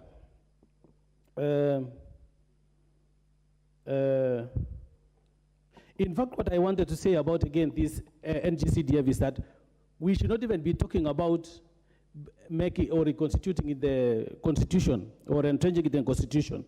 We should be talking about increasing these funds from the 2.5% to 10%, so that we can do even more bigger things in our areas. Because I just find also this amount, the 2.5, is very little, and we need to be guided by, or we guide ourselves and increase it. And for those people who are thinking that this NGCDF is managed by the members of parliament, are misinformed. We are just but the conveyor belt or the oversight members, which even we are not the signatories when it comes to these monies. It's only that we want to see this thing as being put in the right place and do the right thing. I want to say I support and thank you, Mr. Speaker. Honorable Irene Mayaka, nominated MP. No, it is Irene Mayaka. You are certainly not Irene. Thank you, Mr. Speaker, and let me take this opportunity to first congratulate you on debuting your precision of the House. Honorable Speaker, I stand here to also support the enrichment of the Equalization Fund, Article number 204. And I must say, Honorable Speaker, the reason why I support this particular enrichment is that because, number one, order, Honorable Member. Honorable Speaker, the reason why I support this particular enrichment is that because, number one, public schools have been the biggest beneficiaries in terms of ensuring that they are actually improved and renovated because of this fund. Honorable Speaker, I come from a region that is very entrepreneurial in nature, and it is well noted that especially some of our markets, that is the Keroka market, the Miruka market, the Sironga market, people have been able to trade way past up to 11 p.m. because through the CDF fund, they've been able to have the high masts electricity lighting enacted in the different market centers. And so for our people, this has been very beneficial.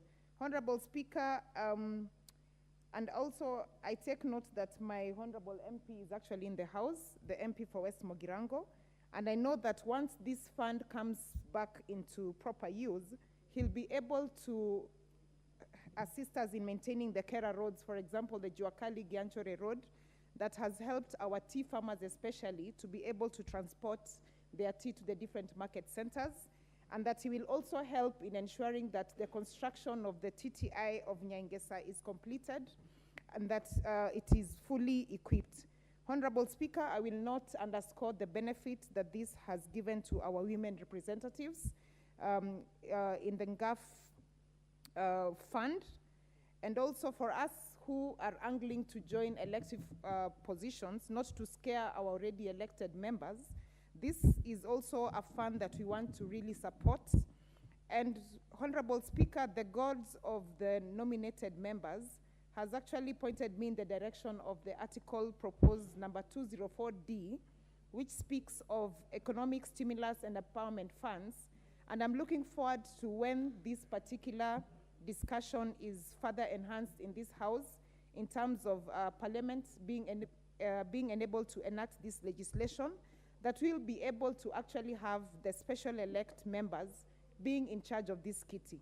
Honorable Speaker, the Honorable Member of Embakasi West also spoke about the Senate Oversight Fund, and mine is to actually urge the caucus that will be formed to go and enrich this particular acts. We look at it as a parliamentary oversight fund, and not necessarily specific to the Senate, but to all parliamentarians, so that they may be able to have a fund that is very specific to their duties in terms of oversight fund. And finally, Honorable Speaker, I must say that this NGCDF, the NGAF, and the oversight funds are very vital in the nature of our work, because they actually give honorable members a level of independence that will enable them to do their work, that will enable them to have development related activities back in their different constituencies, so that they don't have to always be over-reliable on the national government or bend over to do things in favor of the national government, because they don't have any other independence to be able to develop different things back at home. Therefore, Mr. Speaker, with those few remarks, I beg to support. Thank you. The MP for Lunga Lunga, Honorable Mwangale Chifromodo. I hope I pronounced your name correctly. Yeah, thank you.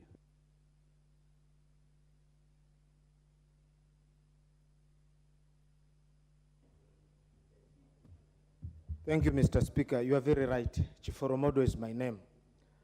Mr. Speaker, first of all, congratulations for you being part of the Speaker's panel.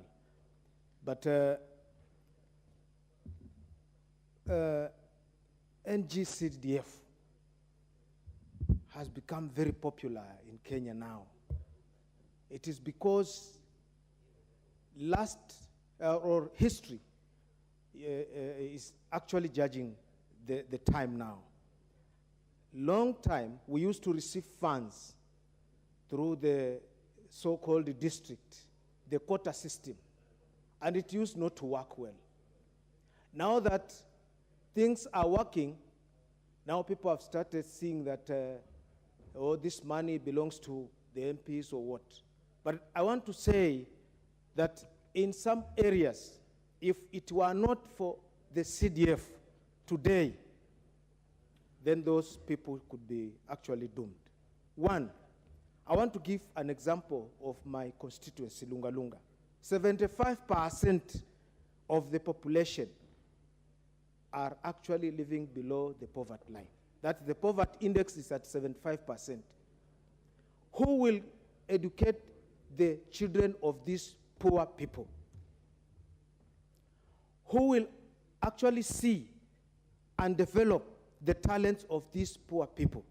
And of course, the 1% for sports is very low. We need to increase. That's my proposal. But I want to say that this fund is so important.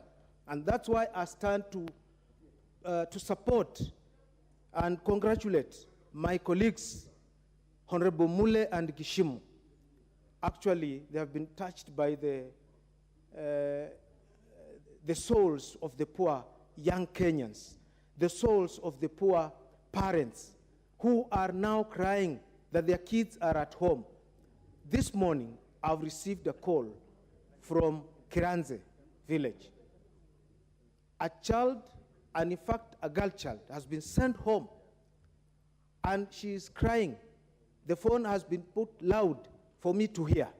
It is so devastating. It is discouraging. It is disheartening. Now, I want to actually propose that, yes, we need to put this idea or this proposal of NGCDF into the Constitution so that it cannot be challenged. And of course, all those who will be coming after us, they will not have any tussle now to battle in courts and anywhere. Still, we need to expand and actually increase the scope. Look at the issue of water. Today, people are dying of hunger and thirst because the bodies which have been given this mandate of providing water, they have failed, Mr. Speaker. But I believe if we can expand our scope and have water enshrined to be part or to be one of the activities which can be rendered through NGCDF, then I believe we will have actually touched the hearts of the people of Kenya. Mr. Speaker, I want to stand and support, and I will support when the main discussion comes for having NGCDF be enshrined in this constitution.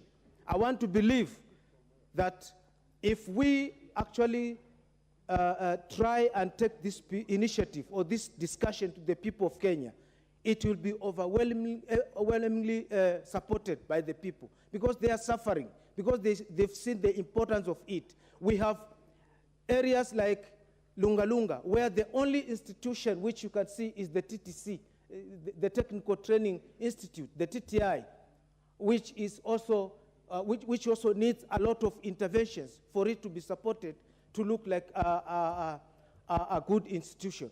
Then the only hope we have at Lunga Lunga is the National Government Constituency Development Fund. So I support, Mr. Speaker, that it should be enshrined in the Constitution. Thank you, Mr. Speaker. The Deputy Majority Leader, MP for Marsabit. Thank you, Mr. Speaker, sir. May I also take this opportunity to congratulate you for being a member of the Speaker's panel. I take this opportunity to congratulate Honorable Githinji and Mule for coming up with this very important motion that is very relevant to every Kenyan. The motion on legislative proposal to amend the Constitution to entrench the National Government Constituency Development Fund. That includes of affirmative action, Senate Oversight Fund, and Economic Stimulus and Empowerment Fund in the Constitution. Mr. Speaker, all this is what will make a lot of difference in the lives of Kenyans, and especially GAF is one area that the government of Kenya has been able to touch the lives of Kenyans, to improve their lives, and also to further the education of our children. As we all know, the government has just put aside 2.5% of the ordinary revenue, and that is what has made all this difference. And if there is anything that has brought equality to every part of this country, it is these funds. And so, Mr. Speaker, we know that small businesses have benefited from this, especially the mamambogas, the people who are at the grassroots doing some small businesses have benefited, and through that their families have also enjoyed improved lifestyles. The funds have also benefited the school-going children by paying bursaries. Mr. Speaker, many of us have benefited from this in the past, but it wasn't in a very well or structured manner. But through these funds, many disadvantaged children have benefited from these funds, and they have been able to further their education.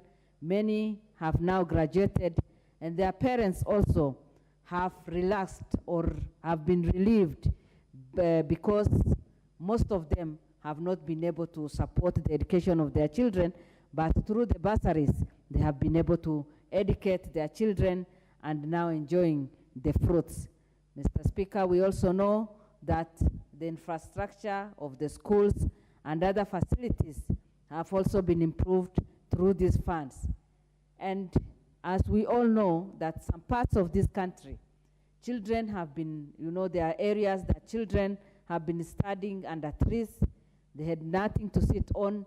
But today, in almost all the parts of this country, through these funds, schools have been built and furnished well, and our children have been able to be educated well.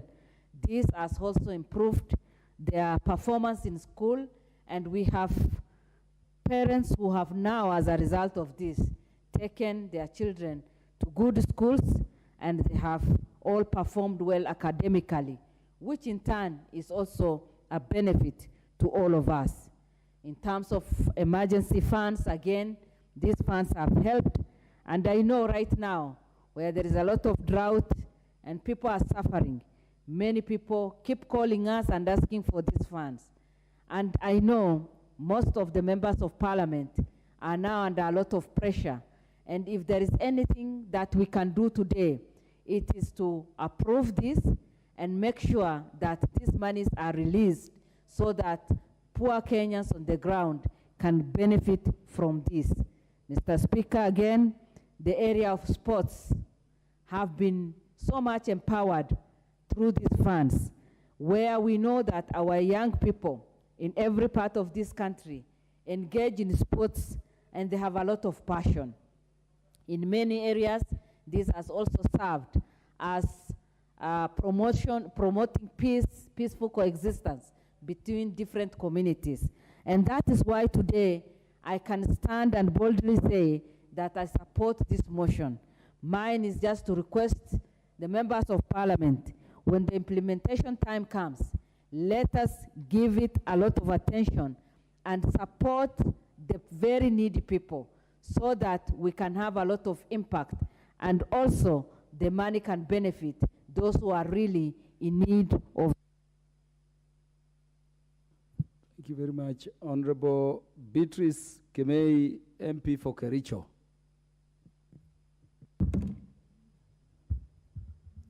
Thank you, Mr. Speaker. First, I want to congratulate you for being... Dr. Ivo Bara, what is the matter?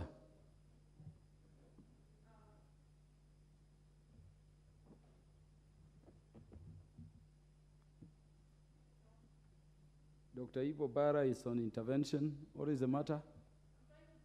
There's no, okay, Yes. Thank you very much. Thank you very much, Mr. Speaker. Mine is just to seek clarification on the timing and conference. This is a conference. So what about the timing? I know that it was limited to 3 hours. I'm looking at the time and I'm wondering if we are going to go on until much later so that we can stay on. Thank you.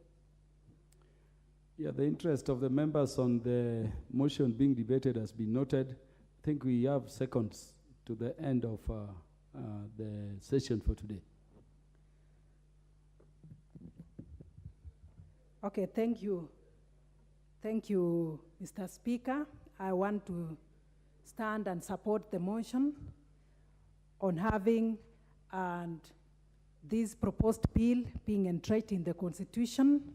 Mr. Speaker, CDF, NG, CDF, and GAF has done so much to our people, and especially the people, I call them the bottom-up. Mr. Speaker, may I say that when it comes to NGAF, that is GAF, Mr. Speaker, and the first women reps. Yeah, thank you. You will have 4 minutes when the Parliament will next sit on the motion. Honorable members, at the time being 7 p.m., this House stands adjourned until Thursday, the 3rd day of November at 2:30 p.m.